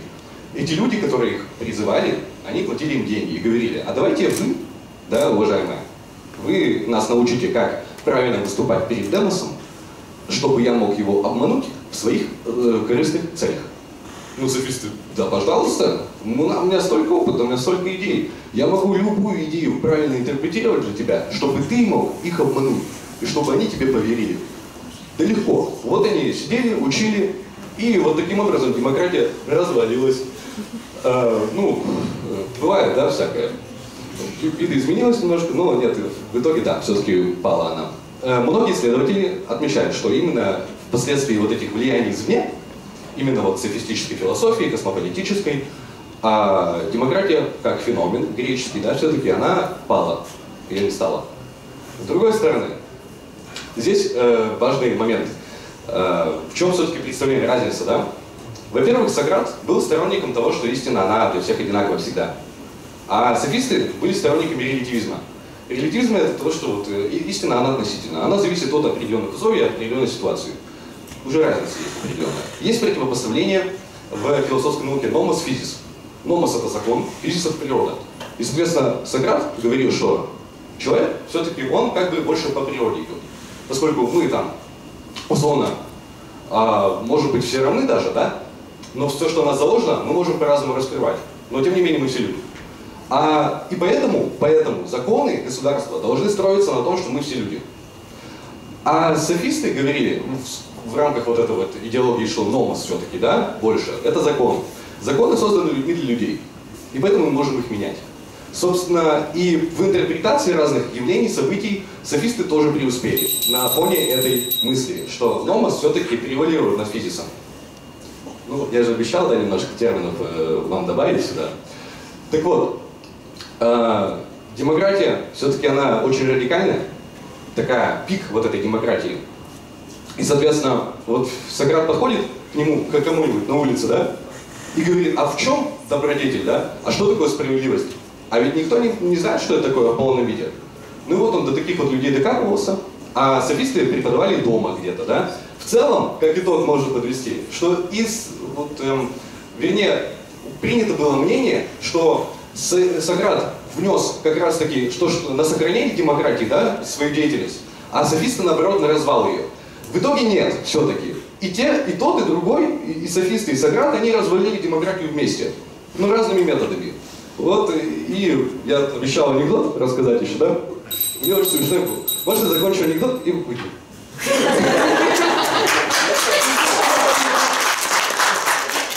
В общем, Сократу, я говорил, вопросы задает такие. Вот он стоит, мимо него убийца пробегает. Да? Он посмотрел, вот убийца туда побежал, да? Спустя время пробегают те люди, кто гонится за ним, да, за убийцей, они спрашивают у Сократа, а куда побежал убийца, да? А он говорит, а кто такой убийца? Вы поняли, вопросы у него какие, да? Вообще иди сюда. Не надо такое спрашивать. А он ко всем подходил так. И тем не менее, они развалили демократию. Очень жаль. А может нет. Как ему нравится, да? Спасибо за внимание. Спасибо большое, это было очень интересно. Буквально вчера у нас было 1,5 пары философии. Нам было так интересно, что полгруппы мух ловила ртом, а полгруппы в туалет бегала. Есть у кого-нибудь вопросы? реплику. Мне как женатому человеку очень интересный вопрос. Вот всем известно, что у Сократа как бы не очень хорошие отношения с женой были, да, и есть ли какая-то корреляция между философией, да, и отношениями между семейными, да? Спасибо. Ну, конечно, есть. Философия, как вам повезет же. Ну, то есть вот я, например, с Ницше начал изучать философию, да, но у меня бывают проблески каких-то гениальных идей, я имею в виду в кавычках, да, гениальных, и поступков тоже. А если вы начнете там с более адекватного человека начинать изучать философию, то у вас в жизни все хорошо будет. Но Сократ неудачно начал.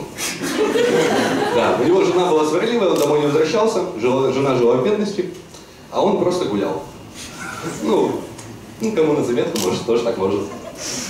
Нет, нельзя. Ну, нет, чуть. Еще вопросы? А вы ведь председатель научного общества вашего вуза. А скажите, оно у вас на демократических началах основано? Вот с этой пятилитровкой синей, да, вот мы же должны, сами понимаете, эксперимент в исторической науке очень важное место занимает. Я недавно говорила как раз студентам, что эксперимент можно поставить по любой отрасли науки. Вы пробовали на себе эксперимент ставить? То есть, по вашему мнению, я мог бы допустить демократию у себя, да?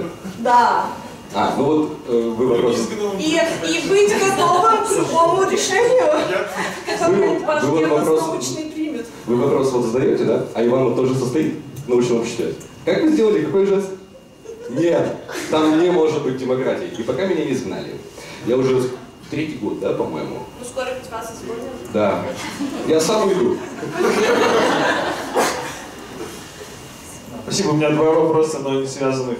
Вы говорили про софистов, но если так реконструировать ситуацию, ну вот они не граждане, да, у них как бы доходов особо нет, все решается в обществе, ну и по факту в таком зачаточном государстве через, ну, такие советы, да, сообщества, которые решают. Конечно, там надо уметь говорить, и поэтому люди, которые учат говорить, ну как бы, ну такая нормальная средний класс. Но вы говорите, что не учат чему-то не тому. Поэтому в этом связи у меня вопрос, а как вы к институту современному адвокатуры относитесь? Ну, который тоже защищает как бы разных людей, да? Да, вы знаете, у меня мама адвокат. Почувствовал, что... Ну, да, бывает такое. И, ну, из субъективного опыта могу сказать, да, что ничего не поменялось. Понял, спасибо. Я больше ничего не скажу. Вот где-то пару лет назад Борис Джонсон, говоря про Россию, сравнил, что всегда представлял вот такой англо-американский мир Афинами, а Россию Спартой, да, и наши обиделись, а вот как вы на это смотрите? Ну тоже же были олигархи, как бы какой-то плебисцит, все-таки, да, то, что мы называем демократией, вполне так брутально все там. Как вы смотрите на то, что Россия как Спарта? Ну тут же опять, да, и в Спарте, как показало, нет, давайте так, была война Пелопонесская, да, между Пелопонесским союзом, соответственно, и Афинским архаем. Афинский архаит-союз представлял Афины во главе гегемонии с полисами, которые они осуществляли гегемонию свою, да, соответственно. И был Пелопонесский союз, соответственно, со Спартой. Вот они конфронтировали, кто-то там побеждал иногда, да, а в итоге кто победил? Спарта победила.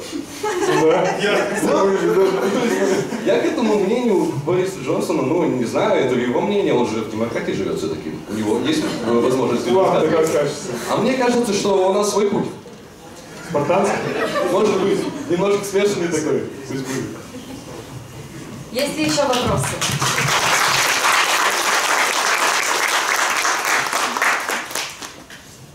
У меня такой вопрос. Если, по вашим утверждениям, Сократ, софисты развалили демократию, то на какой социалистический строй она сменилась?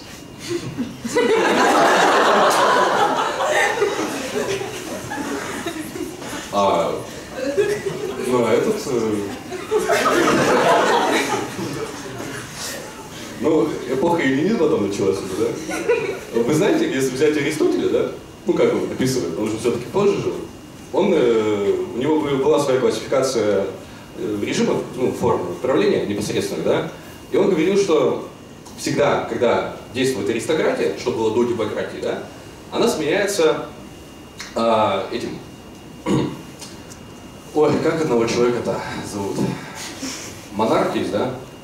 а есть тирания была, да. После того, как аристократия, всегда наступает тирания. После тирании демократия, потому что и после этого цикл повторяется.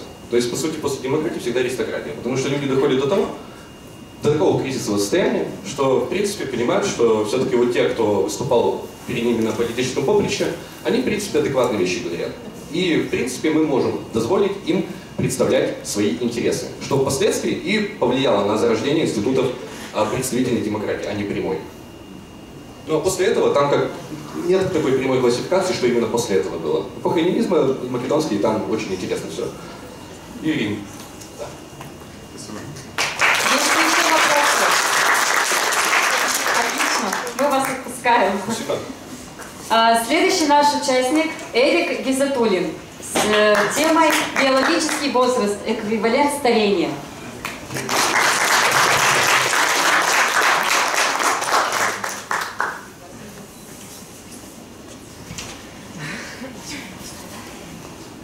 Поехали.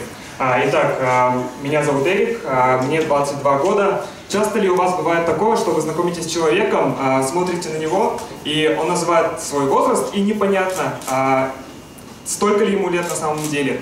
Со мной бывает часто, что эти данные не совпадают, названные, и то, насколько человек выглядит. Все почему? Потому что возраст человека – это многокомпонентная структура, она как торт. Начнем его разрезать потихоньку. Первый кусок вы все знаете, это календарный возраст человека. По сути, столько лет он прожил с момента его рождения. Следующее – это психологический возраст, возраст, насколько человек сам себя ощущает. И насколько по его поступкам и поведению видят его другие люди. Этот возраст определяет, какие цели будет перед собой ставить человек и какие у него будут интересы, стиль жизни.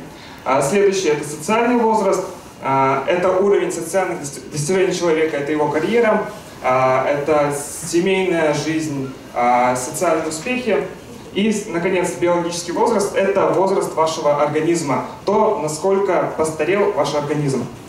Итак, я назвал, что мне 22 года, но я немного соврал, потому что это мой календарный возраст. Как вы думаете, какой мой возраст настоящий, то есть моего организма? 30, еще варианты какие, не стесняйтесь. 18. На самом деле мне 39 лет. И когда я узнал, вот у меня было такое лицо примерно, потому что, это как это такое? Да, у меня скрипят коленки, да, у меня поясница побаливает, зрение не такое хорошее, 39, подождите, вот. И я решил в этом разобраться, что это такое. Биологический возраст представляет собой показатель, который оценивает жизнеспособность всего организма на основании жизнеспособности его отдельных систем основных. Это сердечно-сосудистая система, пищеварительная, опорно-двигательная, эндокринная система, дыхательная и другие. И мы знаем, что они работают достаточно автономно, но при этом они взаимосвязаны все между собой, и с возрастом накопленные изменения в одной системе, они будут влиять на другую систему и снижать общую жизнеспособность организма. Как определить биологический возраст, спросите вы у меня теперь. Это помогают сделать методики, разработанные в конце 20 века, так называемые батареи тестов. И они включают в себя от 1 до 150 тестов. Понятно, что 150 тестов проводить никто не будет. Один тест может быть малоинформативен. Широко используется метод Войтенко для измерения биологического возраста. Он включает в себя 5 тестов. Это субъективная оценка здоровья, тест из 29 вопросов. Человек сам оценивает свое здоровье. Дальше статическая балансировка. Мы встаем на нерабочую ногу, примерно вот так. Руку опускаем вдоль туловища, глаза закрываем и стоим максимальное время, которое можем простоять.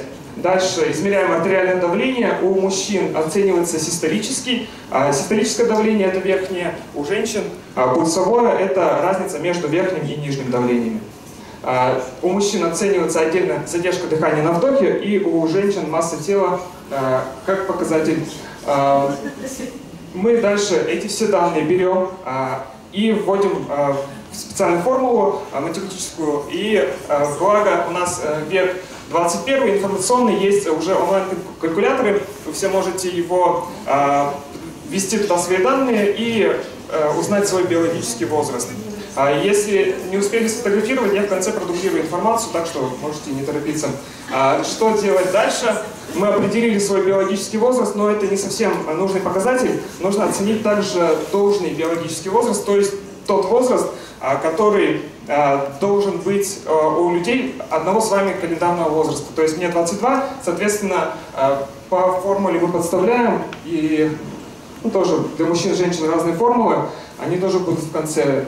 Мы подставляем, мой должный биологический возраст 33 должен быть. Мы дальше измеряем скорость нашего старения. Простая формула.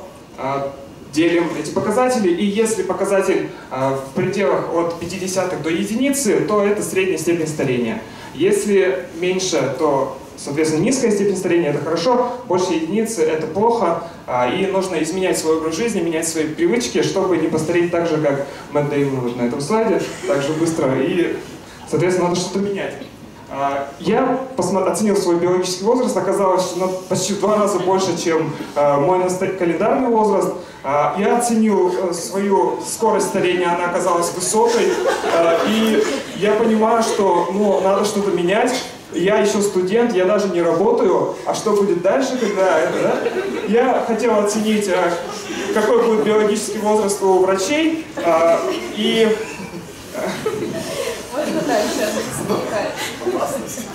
В общем, врачи делятся, у нас есть негласное такое противостояние между терапевтами и хирургами, они всегда решают между собой, кто круче.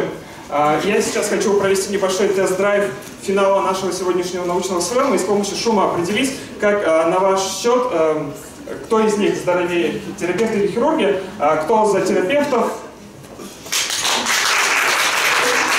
Теперь кто считает, что хирурги? Кто был за хирургов, вы правы, хирурги оказались здоровее в моем исследовании. И почему так может быть? Потому что хирурги, у них отличается двигательная активность, в отличие от терапевтов. Хирурги, они занимаются статической работой, динамической работой, в отличие от терапевтов, которые почти весь свой рабочий день проводят, сидя за столом.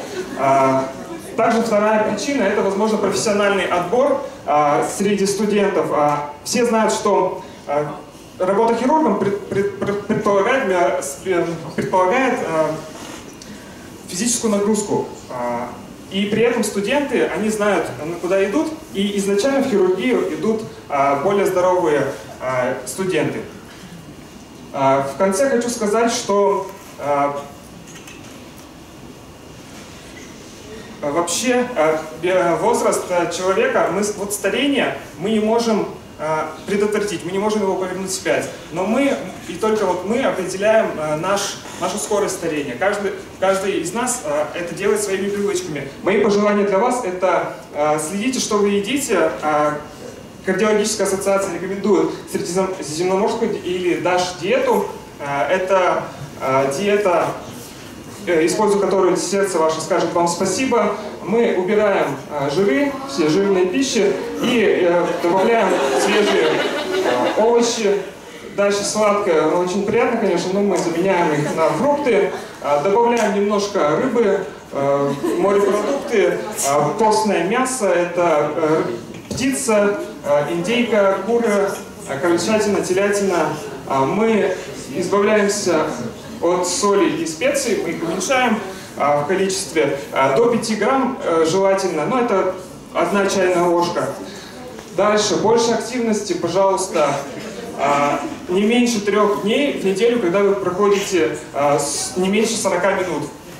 Это должно быть не так вот, что вы идете на работу 15 минут, и после работы возвращаетесь 15 минут, и все, засчитали себе 30 минут. Нет, это должна быть непрерывная двигательная активность. Например, 40 минут прогулки в парке. Также не забываем про зарядку, я практически каждый день ее делаю, начиная с головы до ног. 3-5 минут утром заряжают невероятно. Об этом я расскажу в конце. Здоровый сон 6-8 часов, рекомендация от Ассоциации сомнологов России, и ложиться до полуночи, так ваш сон будет здоровее. 21 век в медицине, век профилактики, не забываем про диспансеризацию, не забываем про вакцинопрофилактику.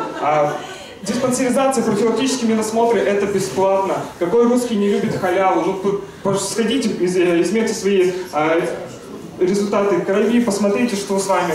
Это все бесплатно, поэтому пользуйтесь. Вакцина-профилактика рекомендую. Так, и хочу сказать, что 39 лет, это было год назад. Сейчас я измерил свои результаты снова, теперь мне 30 лет.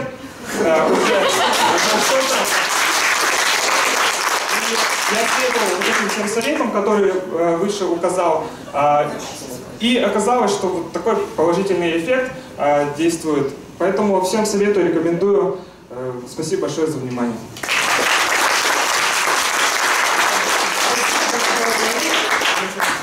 Было очень весело. Ваша презентация просто шикарная. Согласитесь? Все просто идеальные. Конечно, всем хочется, чтобы биологический возраст был меньше, да, но кто откажется от пиццы и чипсов? От конфет? Вот кто бы отказался? Поднимите руку. Да ладно, вы что?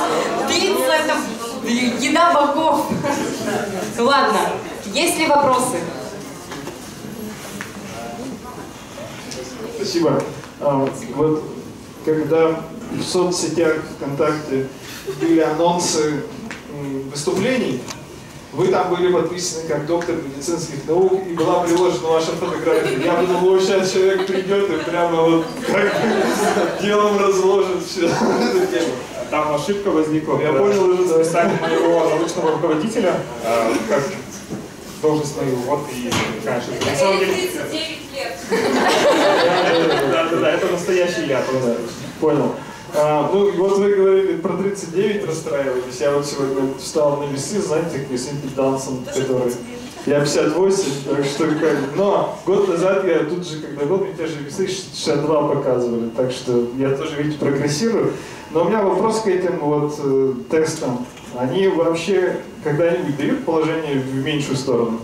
В меньшую сторону в основном дают показатели у лиц старше 40, но 39 держать можно вечно, как знаешь.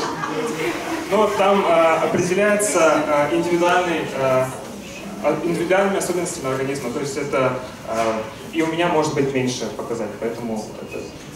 А какие практические, из этого какие-то практические рекомендации? Ну, я понял, с зарядкой и огурцами и всеми делами, но в принципе их же рекомендуют и людям, у которых все как бы сходится. Им же не рекомендуют жирную пищу, если вам сходится, да, как бы возраст со своим или меньше. Ну, то есть на что это может влиять в практике медицинской? Рекомендация использовать биологический возраст. Да, есть два использования этого метода в практике. Это для людей старшего возраста сейчас очень развивается геронтология, средняя продолжительность жизни увеличивается, и, соответственно, это очень актуально для людей старшего возраста, оценить, насколько их организм сохранился условно к 70 годам, 75, оценить, они старше, их организм старше или младше. И также второй критерий — это для людей молодых, которые не собираются ходить, например, или загруженных людей, которые не собираются ходить в больницы, но они хотят примерно оценить свой уровень здоровья. То есть здесь все, по сути, есть дома, прошел тест, измерил давление, постоял на ноге какое-то время, и все, и ты знаешь свой примерный возраст и скорость своего старения. На основании этого ты можешь уже либо менять что-то в своей жизни, либо оставлять как есть. У меня последний вопрос. Ну, всем известно, что в России продолжительность жизни не очень высокая, но по биологическому-то возрасту, наверное, мужчины могут и до 100 жить. Проблема в том, что я еще не указал в презентациях, то, что вредные привычки очень большое влияние оказывают. Я подумал, что это очевидно, и не стал включать, что отказаться от вредных привычек тоже надо. А мужчины доживают, к сожалению, не так до такого возраста, как женщины, потому что это связано с их вредными привычками в основном. Не-не-не, про другое, про то, что можно даже, наверное, по этим тестам докрутить свой возраст до 100. Ну да, все есть, все, и умереть в 100 лет, ну биологически.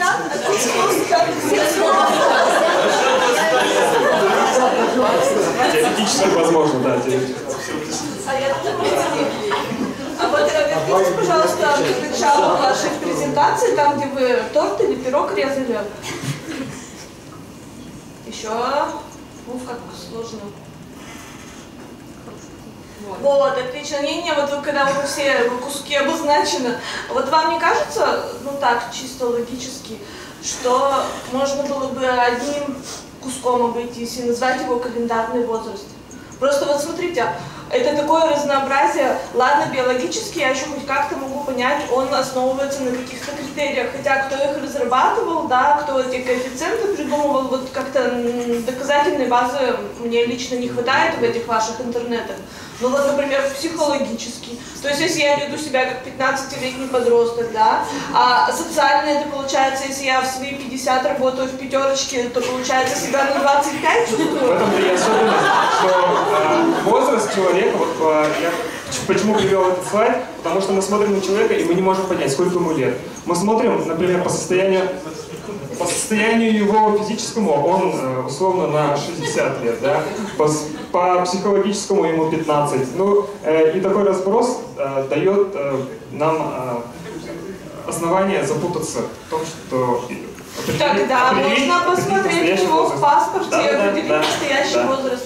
В общем, ну как-то я не знаю. Давайте будем на календарно руководствоваться. Нет, все руководствуются календаром. А еще вот тот слайд, где вот эти критерии, которые мы должны померить у себя, да, я не поняла, почему женщины не должны дыхание задерживать, я, может, поставлю в этом, мне сразу минус 10 лет. Это исследование профессора Войтенко, и это батарея тестов именно его. Он проводил исследования на людях и оценивал именно эти критерии, и на основании этих критериев основана математическая модель, которая лежит в основе оценки биологического возраста. Там же оценивались и коэффициент множественной детерминации, поэтому эти все критерии, они входят в саму систему определения биологического возраста. То есть можете измерить, пожалуйста. Но очень странно просто, что масса тела у мужчин, получается, не влияет. Ой, нет, уже у мужчин не влияет. Это связано с тем, что у женщин в основном масса тела, она коррелирует с эндокринными сдвигами. То есть это, я говорю про системы, это все взаимосвязано, и поэтому у женщин большее влияние на возраст будет оказывать масса тела. А у мужчин это будет задержка дыхания на вдохе, как показатель их вредных привычек, например, и состояние легких. Ну и последний нюанс, вот там, где балансировку, вы говорите, для себя проводили, мне кажется, вы или сами не ту позу используете, или там не та поза. Это какая правильная? Просто картинка, вот встали так. Ну то есть просто так, а то... И руки вдоль туловища, глаза закрыты, стоим максимально долго. Здесь также оценивается и психологический возраст, потому что люди могут простоять и дольше, но они такие, ну, я что-то не хочу, наверное, и все, и встали. Хорошо, спасибо. Еще можно спросить?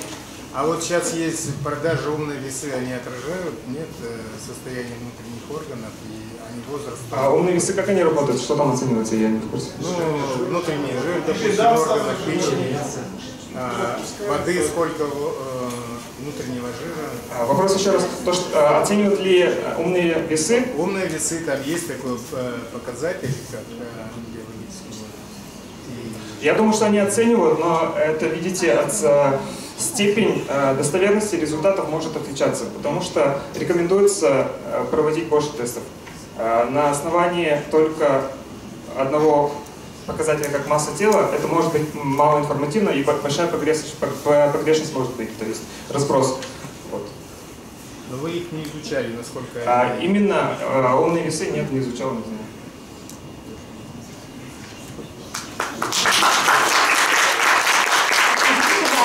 Вот у вас на последнем слайде в формуле расчета биологического возраста. Что означают коэффициенты и почему у женщин они меньше? Это все опять к методике Войтенко, то есть это все формулы, выведенные им, и это просто для того, чтобы оценить, используются именно эти формулы. Они вывели их, они используются. Еще раз, какой вопрос там был? Почему у женщин меньше коэффициентов? Это же не коэффициент, это формула для расчетов. Это коэффициент? 0,58 это коэффициент. Так надо, в общем. Ладно. Так надо, но так делать.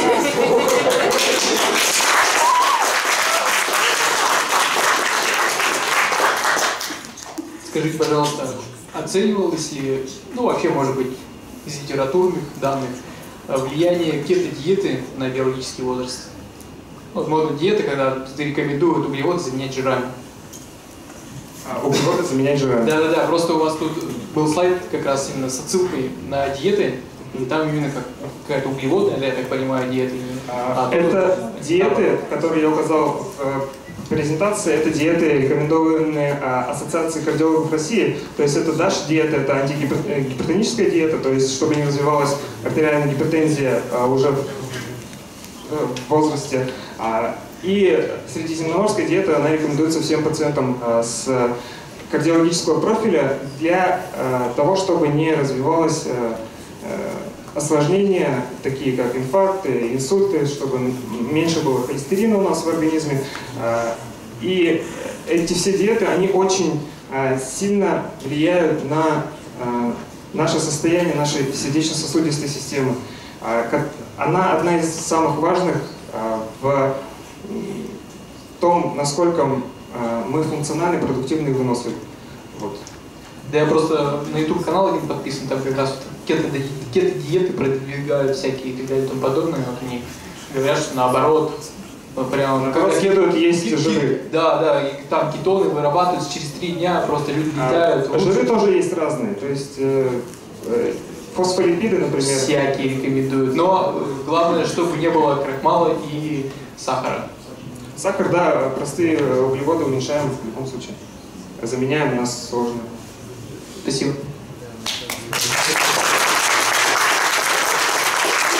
Есть ли еще вопросы к Эрику? Нет. Спасибо, Эрик. Вы можете... Но мы встречаем следующего нашего участника. Иван Братухин с темой «Беременна в 16 – это плохо? Демографическая ситуация в Удмуртской республике». Ну, я специально такое название сделал, чтобы кликбейт был. Так, кликер вот тут, да, находится. Итак, моя тема действительно звучит как беременна в 16 – это плохо, демографическая ситуация в Удмуртской республике, да?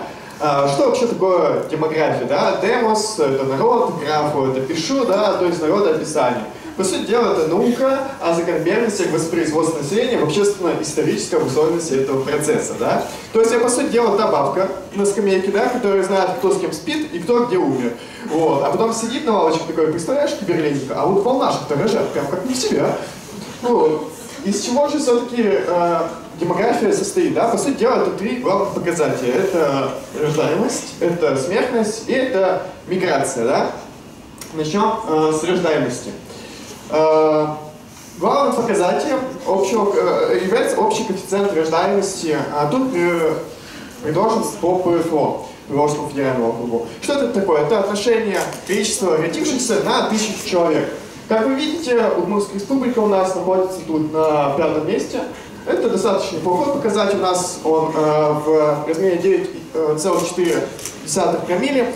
Вот, неплохой показатель, такой же уровень средний по Российской Федерации, но тем не менее он является низким. Вот. Почему так происходит? Ну, вообще, почему, во-первых, он высокий по ПФО? Потому что у нас очень большой аграрный сектор. Как это коррелируется, да? В городе рожать на самом деле очень дорого. То есть вы представляете, вы родили ребенка, он у вас там сначала в детский садик, ладно, дай бог, как бы бесплатный садик, да? Дай бог бесплатную школу. Не дай бог ваш, как бы, сыночек, там, доченька, глупенький, не поступил на бюджет, это еще плюс 500 тысяч к его содержанию, да? И только к 21 году он сможет там приносить деньги в семью, да? А в селе как? Ну вот ему исполнилось 5 лет, и отправляешь его карелатских этих жуков собирать 8 соток, и уже сразу как бы импакт есть, так сказать. Вот. Также есть еще один важный показатель, это суммарный коэффициент рождаемости.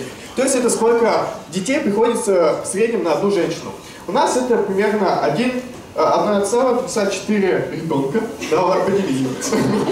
Вот. Ну, то есть мы не воспроизводим население. То есть если мы родили одного человека, мы возместим маму или папу. Если мы родили 2 детей, то мы уже оба родителя возместили. А вот уже 3 мы внесли вклад в демографическую политику Удмуртской республики, мы молодцы.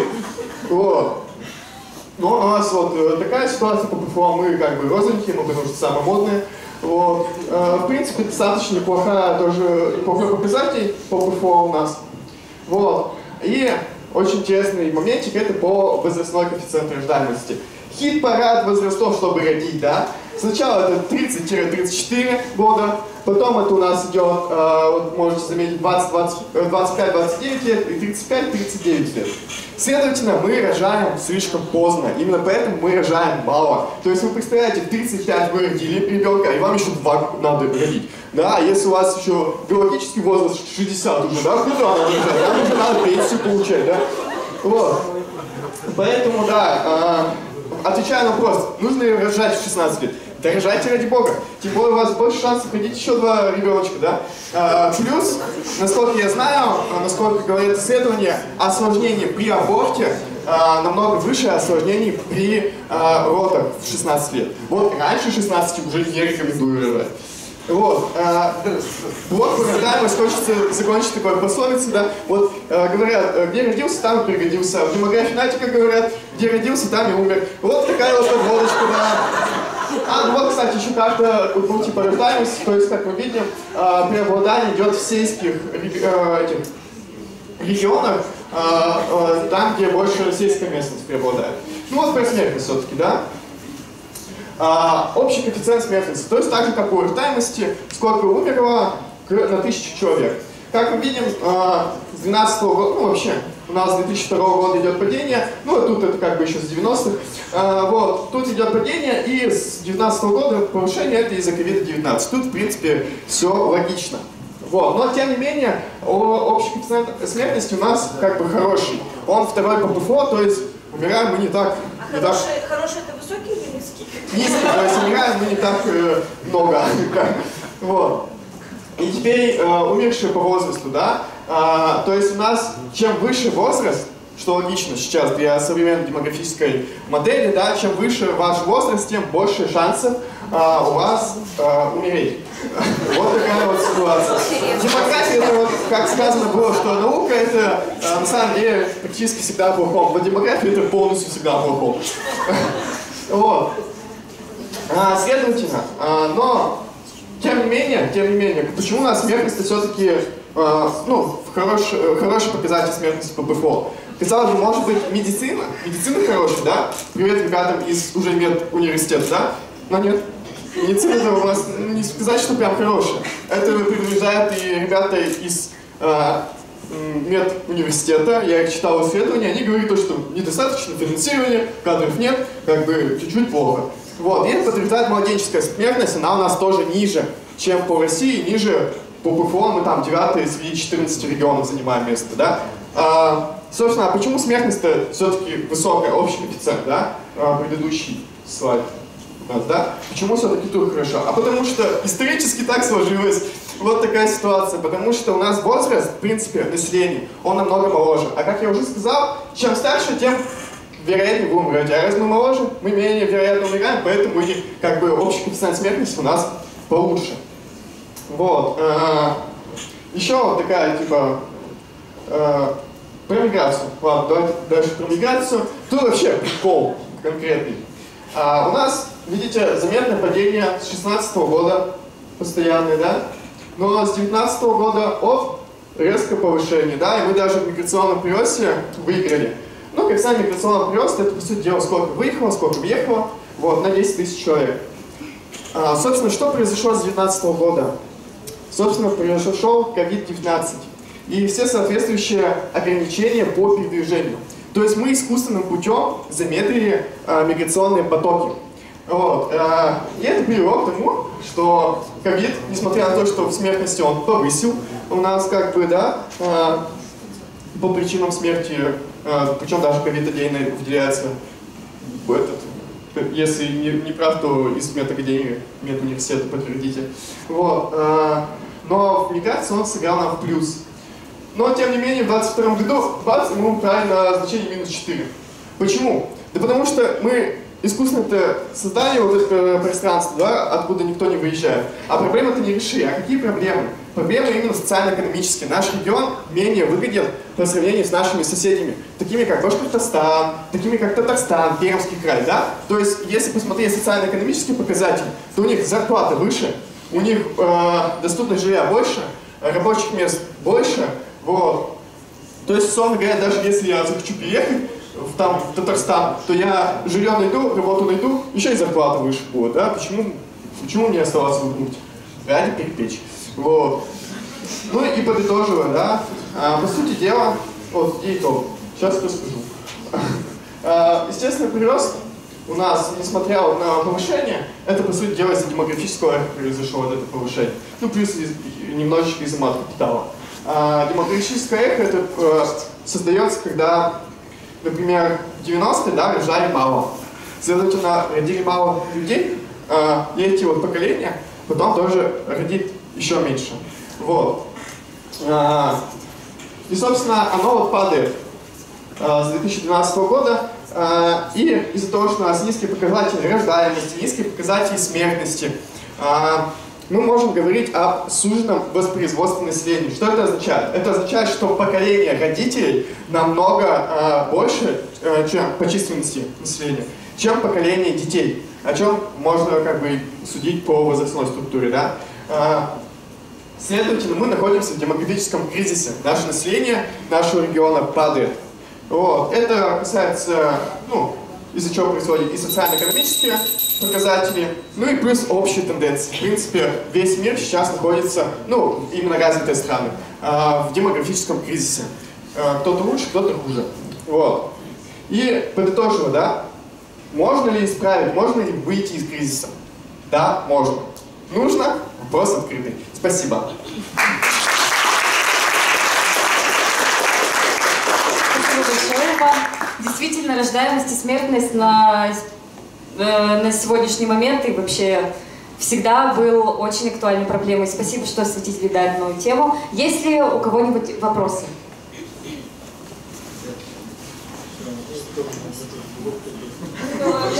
Дискуссионный вопрос. А знаете, Иван, а вот когда вы были помоложе, и мы с вами сотрудничали, так сказать, вы как-то демографических вопросов не касались. Теперь, я так понимаю, вы вот решили научно заняться демографией. Женился просто.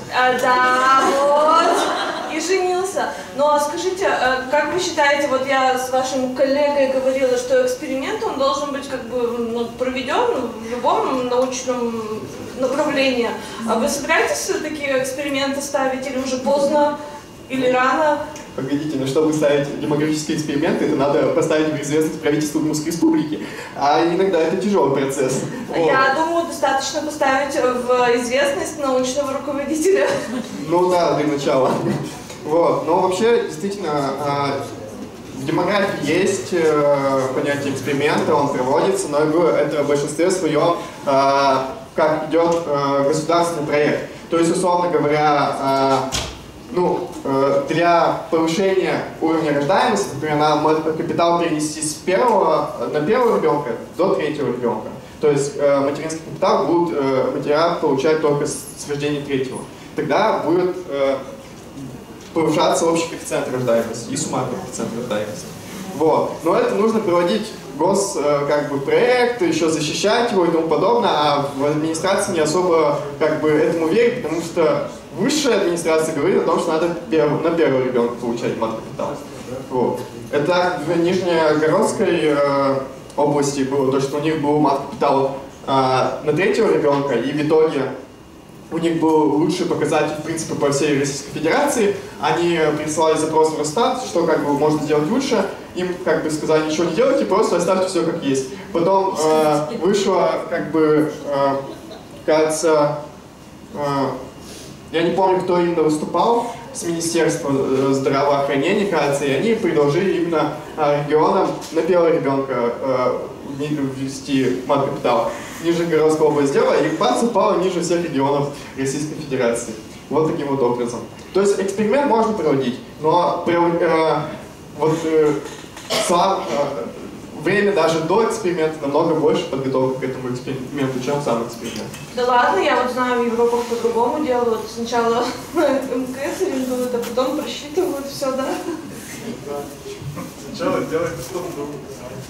У меня тоже два небольших связанных вопроса. Первый, я хотел уточнить, вы говорили, что Удмуртия такая молодая, и это как бы традиционно молодая.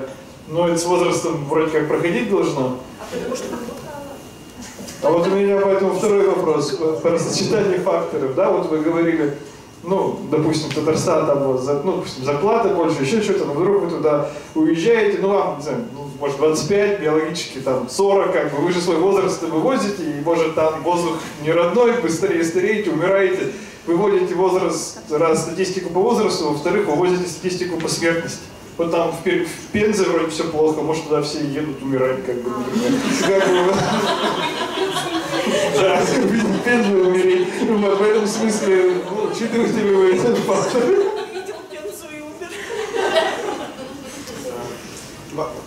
Вопрос, а учитываете ли вы сочетание этих факторов, да? Ну, то есть из Удмуртии, в Удмуртии рождаются все молодые, уезжают как бы в биологическом возрасте от 40 до 60, и вот так статистика и получается, что... Да, это действительно вполне возможно, потому что демография, она, ну то есть вот я показал, условно, 3 кита, да, рождаемость, смертность и миграция, они всегда взаимосвязаны, нельзя изучать демографию, исключить какой-то из этих элементов, поэтому действительно я не занимался именно вопросом изучения влияния миграции на показатели рождаемости, но действительно это очень верное предположение, и даже может быть хороший вектор для развития демографических исследований в Удмуртской республике. Спасибо, очень действительно интересный вопрос. Я считаю, вам нужно просто обсудить, если будете дальше эту тему вести, чтобы частоту эксперимента ввести, надо запретить миграцию между регионами. Ну да, снова ввести локдаун, да, всем сказать, в Удмуртии остаемся, и все, закрыть границы. А то, извините, статистика-то она и так наука. Такая. Ну интересно, да, интересно. Как говорится, есть типа маленькая ложь, есть большая ложь, а есть статистика. А есть вот демографическая статистика. Ой-ой-ой. Я как начинающий демограф не буду вас поддерживать в этом высказывании. Я просто тоже занималась демографическими вопросами, но уже давно умерших людей, у них только возраст смерти есть. Вот вы нам сейчас рассказали о демографической ситуации в нашей стране. И даже акцентировали внимание на мат-капитале, то есть на государственной поддержке демографии, на поддержке семей с детьми. А вот у меня однокурсник живет в Лондоне, и он в прошлом году фотографии присылал с гей-парада. И это как бы об этом слышишь, это знаешь, что это есть, и ну, это как-то мимо. А когда вот ты видишь своего родного человека, вот обнимающегося там, как он говорит, с милыми людьми, и эти же гей-парады, фестивали, они проводятся и правительством поддерживаются. И вот хочется сейчас услышать ваше экспертное мнение по поводу такой политики Европы. Именно в демографическом аспекте, да? Ну, смотрите, по сути дела, опять же, я не могу точных данных вам сообщить, но я думаю, что значительного влияния на демографию региона, да, в данном случае Лондона или там города Ижевска, это будет влиять не так сильно. Потому что если у нас, условно говоря, это запрещено, то это не значит, что его нет. Да, то есть все равно эти аспекты, то есть гомосексуализм, он присутствует и на территории Удмуртской республики. Вот. Просто где-то это подается открыто огласке, а где-то нет. Поэтому вот так вот. А еще самый главный вопрос, где там, в Волнашах или в Глазове больше рожают? Обещали? В Волнашах и Дебесах рождают, больше всего, и там значение одинаковое сейчас. А в Дебесах тоже хорошо, да? Да. Сейчас. Вот, то есть, получается, Волнашский район 12,4 промилле. Вот, и Дебесский район тоже 13,4 промилле. Глазов самый вообще маленький. И как вы это, чем вы это объясните? Я так понимаю, вы ведь учитесь сейчас в Глазове? Да. Ну, я объясню я говорю то, что я же говорю, что преобладает рождаемость именно там, где в большей степени аграрный сектор, да? А Глазов это все-таки в большинстве своем городской сектор. Хоть и Глазовский район, но вся концентрация происходит вокруг завода ЧМЗ, вокруг города Глазова, вокруг Глазовского государственного института. Вот. И поэтому такая вот ситуация. А в городе рождают меньше. Яр тогда, типа, Ярский район, да? А так они все съезжают сюда. Ну, тогда там очень молодые должны. Ну, по Ярскому району, как бы просто Удмуртстат, он не дает статистику, ну, вся работа основана на данных Удмуртстата, вот, и Удмуртстат, он не дает повозрастную статистику региона. То есть я могу только общую рождаемость увидеть. А возраст, к сожалению, это надо проводить именно исследования полевые, выезжать и узнавать. Спасибо. Есть ли еще вопросы? Вот тут есть. А еще скажите, пожалуйста, почему говорят, что в Удмуртии очень большой процент суицида? Ну, на самом деле, это неверная статистика. Крайне мере, насколько я касался этого вопроса, суицид у нас на нормальной позиции, на общероссийской. Вот. Да, знаете, почему это говорят? Потому что это говорят в каждом регионе. Вот вы приедете там, не знаю, в какую-нибудь, опять же, Пензенскую область, да, там тоже будут говорить то, что очень большой процент суицида. Вот буквально недавно мы ездили в Омск, да, на Олимпиаду, и там тоже говорили о том, что очень большой процент суицида. Это на самом деле просто городские слухи, чтобы вот как раз как бабушки на скамейке сидеть и обсуждать, что у нас все плохо, а вот там где-то, там все хорошо. Вот, поэтому вот такая ситуация, к сожалению. Есть ли еще вопросы? Беременна 16, это значит хорошо или есть нюанс? Вы сказали хорошо. Демографически замечательно. Вот.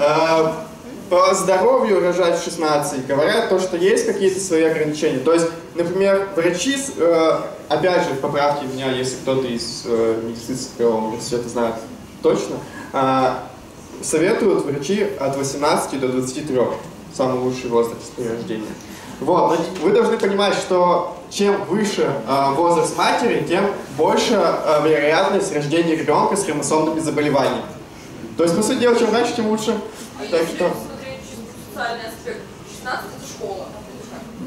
Это нормально. Это Ну, нормально, знаете, ребенка отдаешь молодой бабушке и учишься дальше в школе. Который 30, который 30. Бабушка, которой 32, между прочим, она рожает еще своего, и они вот так вот. Но действительно, вот именно уже врачи другого толка, именно психологи говорят, что в 16 иногда матера не особо готовы к собственному материнству. И это накладывает свои действительно минусы в рождении ребенка в 16. И даже минусы в самом процессе рождения. Например, как бы часто бывают такие случаи, ну не часто, но бывает, что при, собственно, родах подростки не слушаются там акушерок и тому подобное, и это тоже вызывает какие-то осложнения. Поэтому... Это смущает меньше, чем школьница. Ну...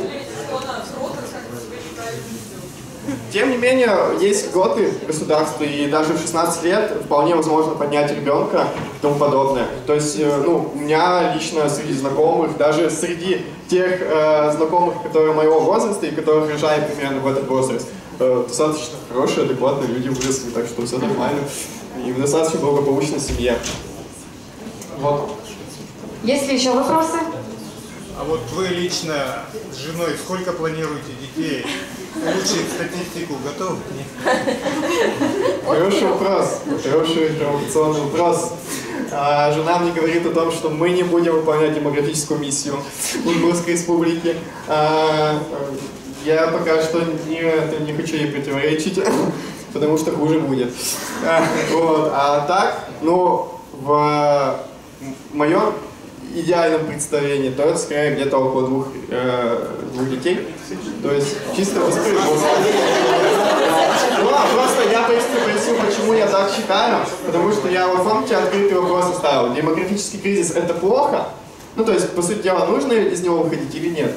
И я согласен с очень авторитетным демографом Вишневским, который утверждает, что демографический кризис – это зло, потому что население планеты слишком много, его надо понижать. Поэтому как бы я не готов повышать население, раз у меня такая позиция, я готов лишь его воспроизвести, чтобы совсем плохо не стало.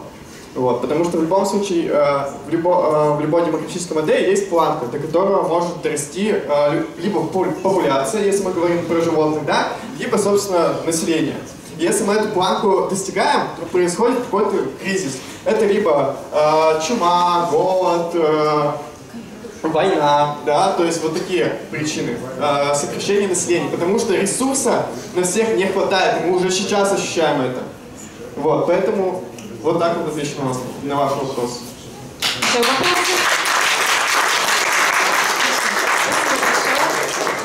Ну а мы встречаем нашего последнего участника, Айдар Салахи. Салахи, извините, пожалуйста.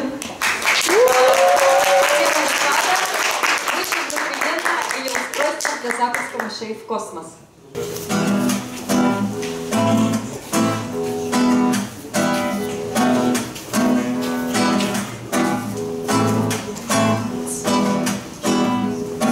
Я Айдар, я студент факультета ветмеда, и я из агроуниверситета. Привет всем знакомым мне и незнакомым, теперь мы знакомы.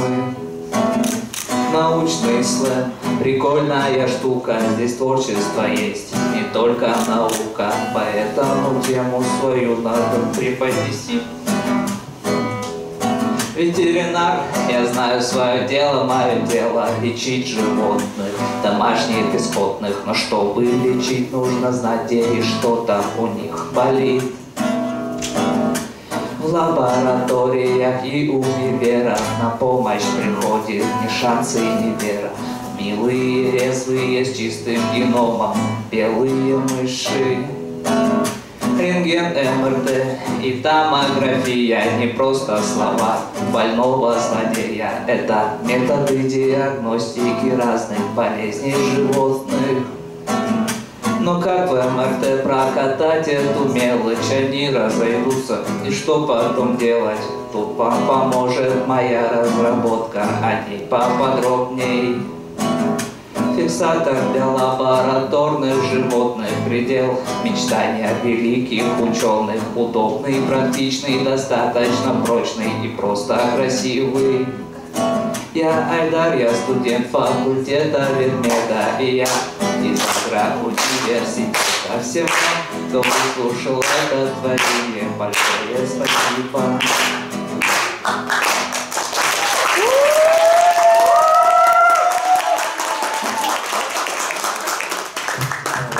Как вы могли понять по этому не очень хорошему вокалу, я немножечко волнуюсь.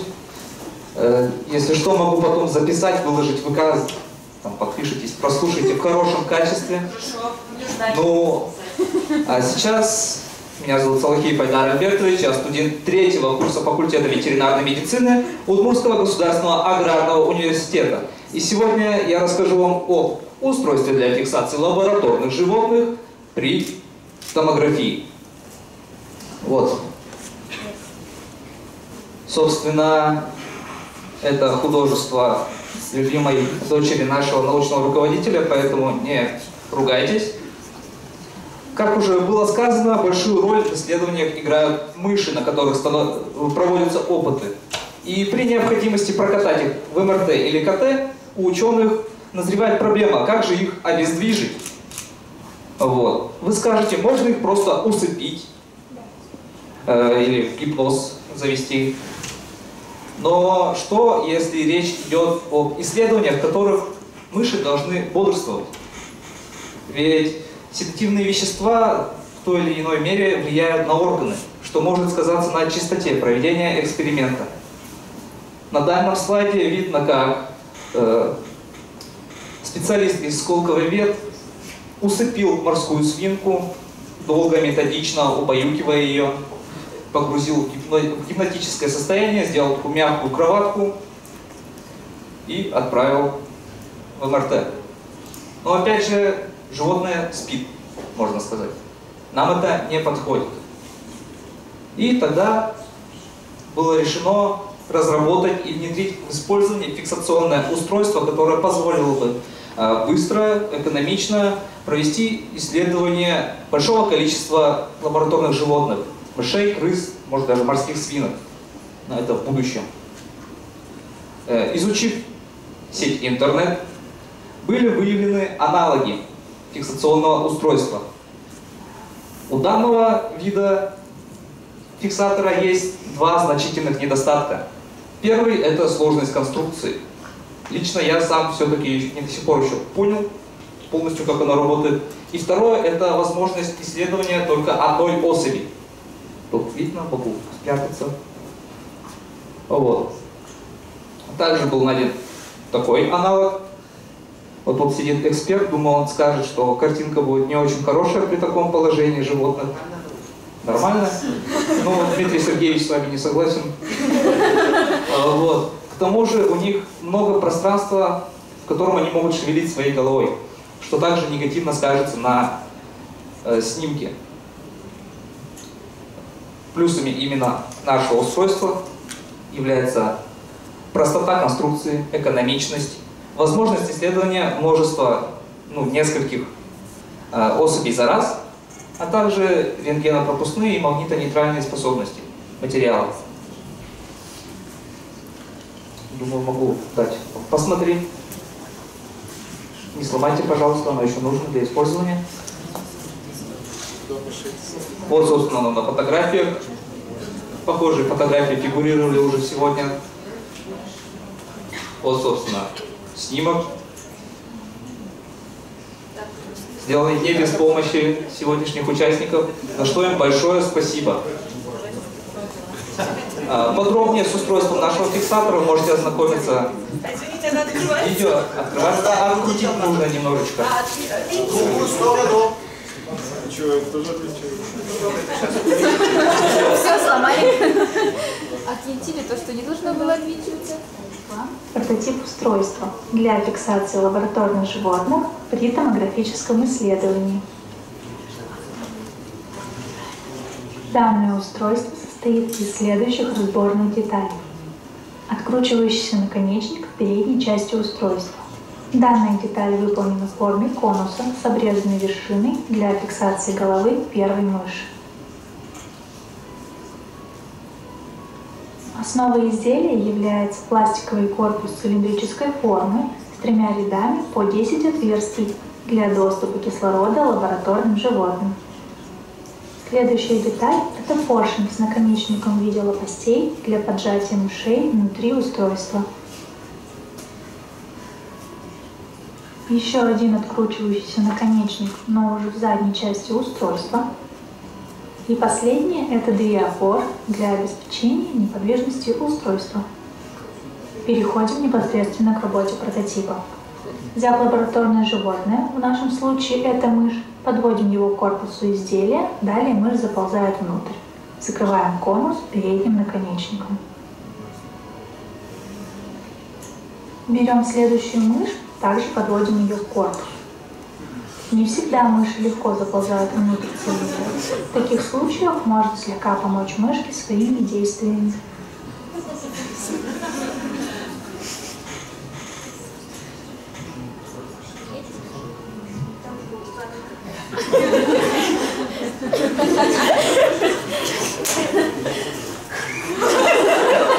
Далее вводим поршень в корпус и легкими надавливающими движениями поджимаем мышей глубже внутрь и ближе друг к другу.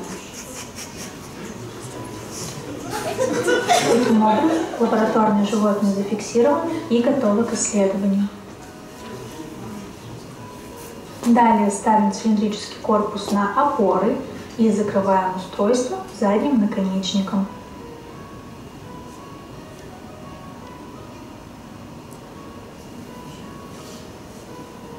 Можно также продолжать надавливать на поршень для того, чтобы мыши плотнее зафиксировались внутри.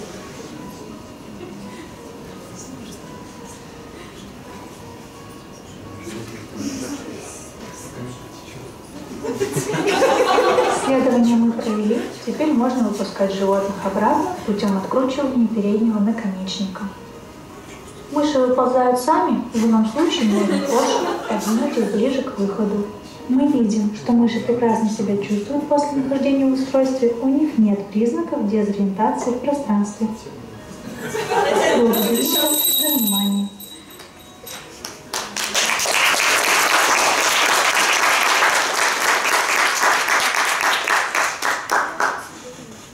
На этом все. Большое спасибо за внимание.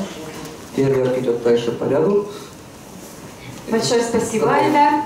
Есть ли у кого-нибудь вопросы?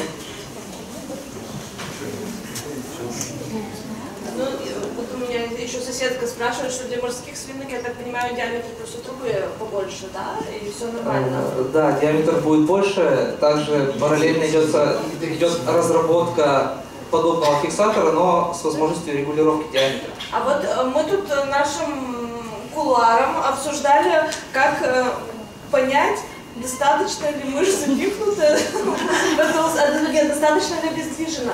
И вот тут я вспомнила, у меня недавно подруга ходила на подобные исследования. Она там лежала и даже заглатывать запрещали, чтобы результаты не исказились.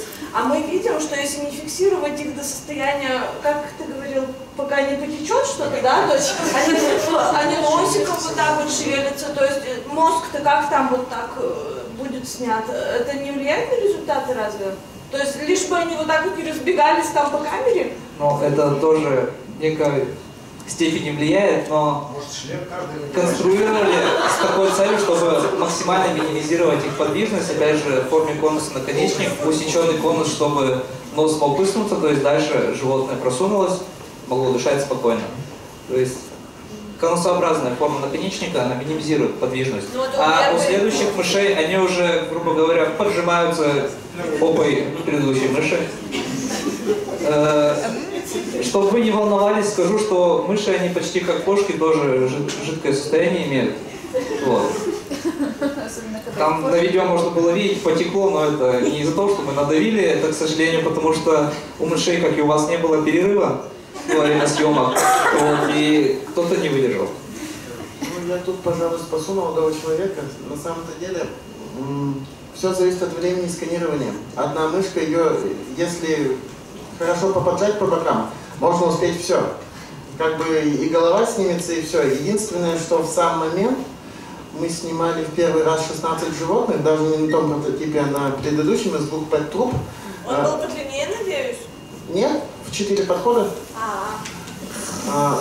Там искажения только у 2 животных были, вот особо буйных. У первой и у последней, остальные это более-менее.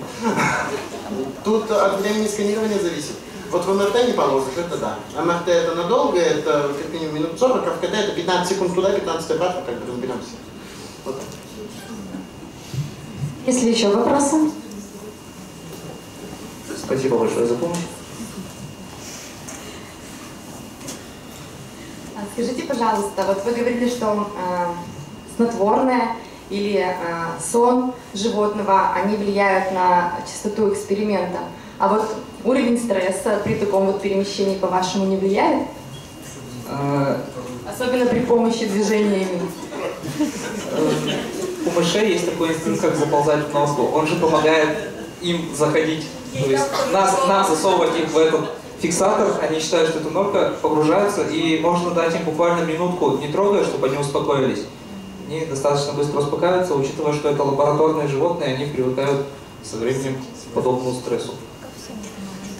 Спасибо, Айдар. Вы можете присесть на свое место. Я думаю, что...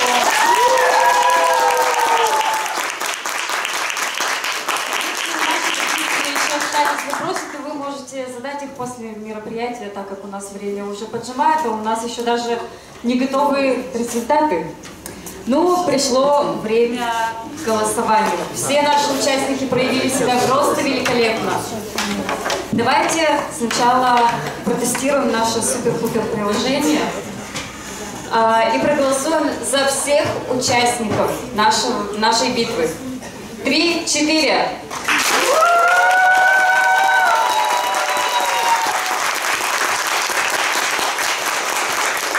Отлично, наше чудо-приложение работает. Ну и совсем немного времени остается до того, как мы узнаем имя победителя 4-й республиканской битвы молодых ученых.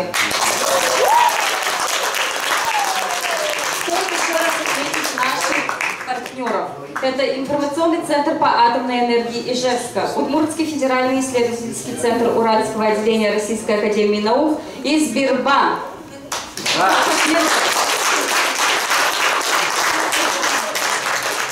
Но перед тем, как перейти к награждению участников, хотелось бы предоставить слово нашим специальным гостям.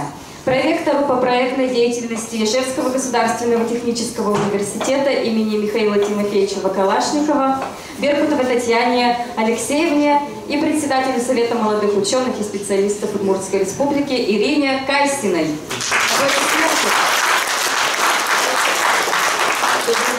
Уважаемые участники, очень приятно сегодня быть среди вас. Вот благодаря сегодняшнему мероприятию, на самом деле, я, являюсь доктором экономических наук, долго считала, что экономика – это одна из самых неопределенных наук. Сегодня я поняла, нет, медицина все-таки более неопределенна, согласно докладу коллег наших.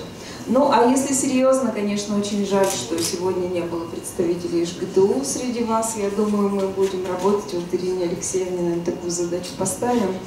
И если говорить серьезно, то, наверное, сегодня мы присутствуем среди будущей научной элиты нашей республики. Это очень приятно, это очень интересно.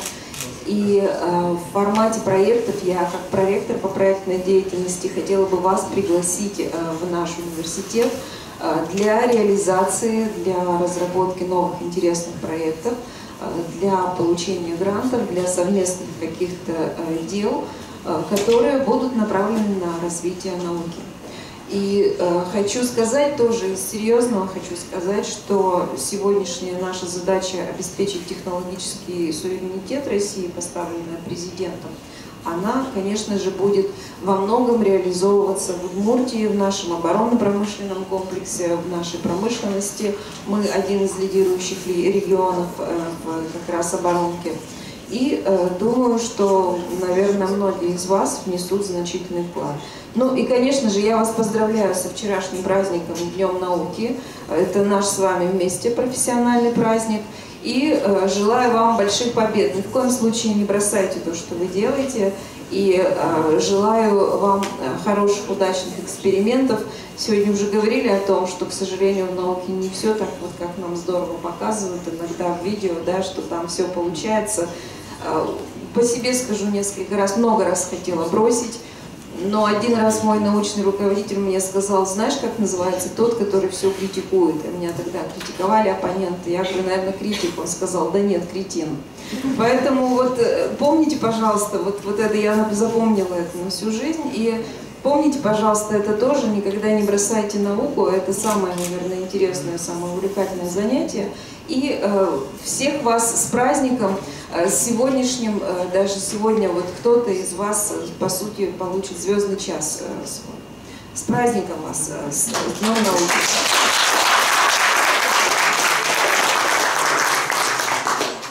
Я буквально чуть-чуть дополню всех с прошедшим праздником. Степан Леонидович здесь в своей презентации, да, сделал несколько фотографий. Я, наверное, обобщу. На текущий момент у нас в Удмуртской республике создается Совет молодых ученых и специалистов. Основная цель – это объединение как молодых ученых, так и молодых специалистов, чтобы рождать наукоемкую продукцию, обеспечить как раз-таки быстрый трансфер технологий. Председателем данного совета как раз-таки являюсь я, и наши двери открыты, тут очень много представителей, уже все лица, в принципе, знакомые среди молодых ученых, поэтому давайте после награждения все встретимся, переговорим и дальше будем продолжать наше движение, потому что за нами будущее, и от нашей сегодняшней работы зависит в том числе и демографические вопросы, и все остальные. Спасибо вам.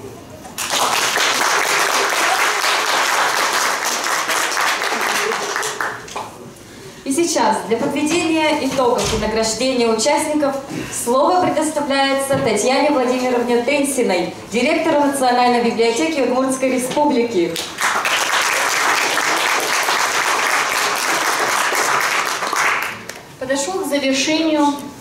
Подошла к завершению 4-я битва молодых ученых. Я думаю, почему мы небольшую паузу взяли, все-таки все у нас честно, мы готовили диплом. Я поздравляю, я благодарю вас всех, всех участников, всех болельщиков.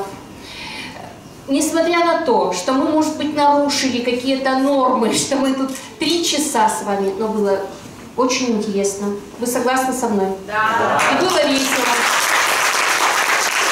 Я надеюсь, что следующая 5-я битва, она обязательно состоится здесь. Ну что?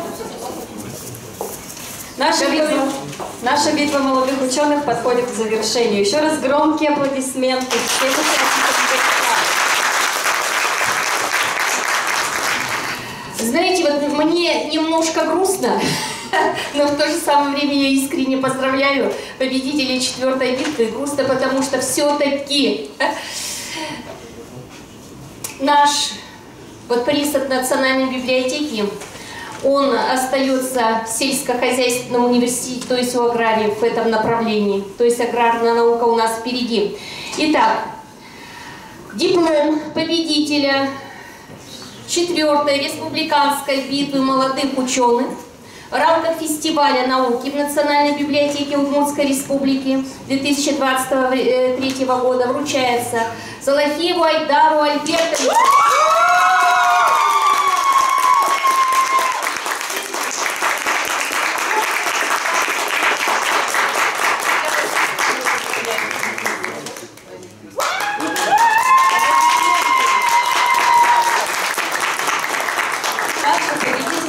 Участники нашего сражения получают традиционный специальный приз от Национальной библиотеки.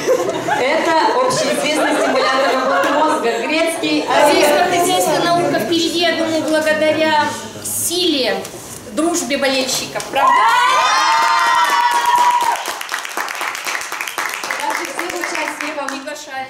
Всем участникам нашей битвы будут вручены призы. Всем большое спасибо. До новых встреч!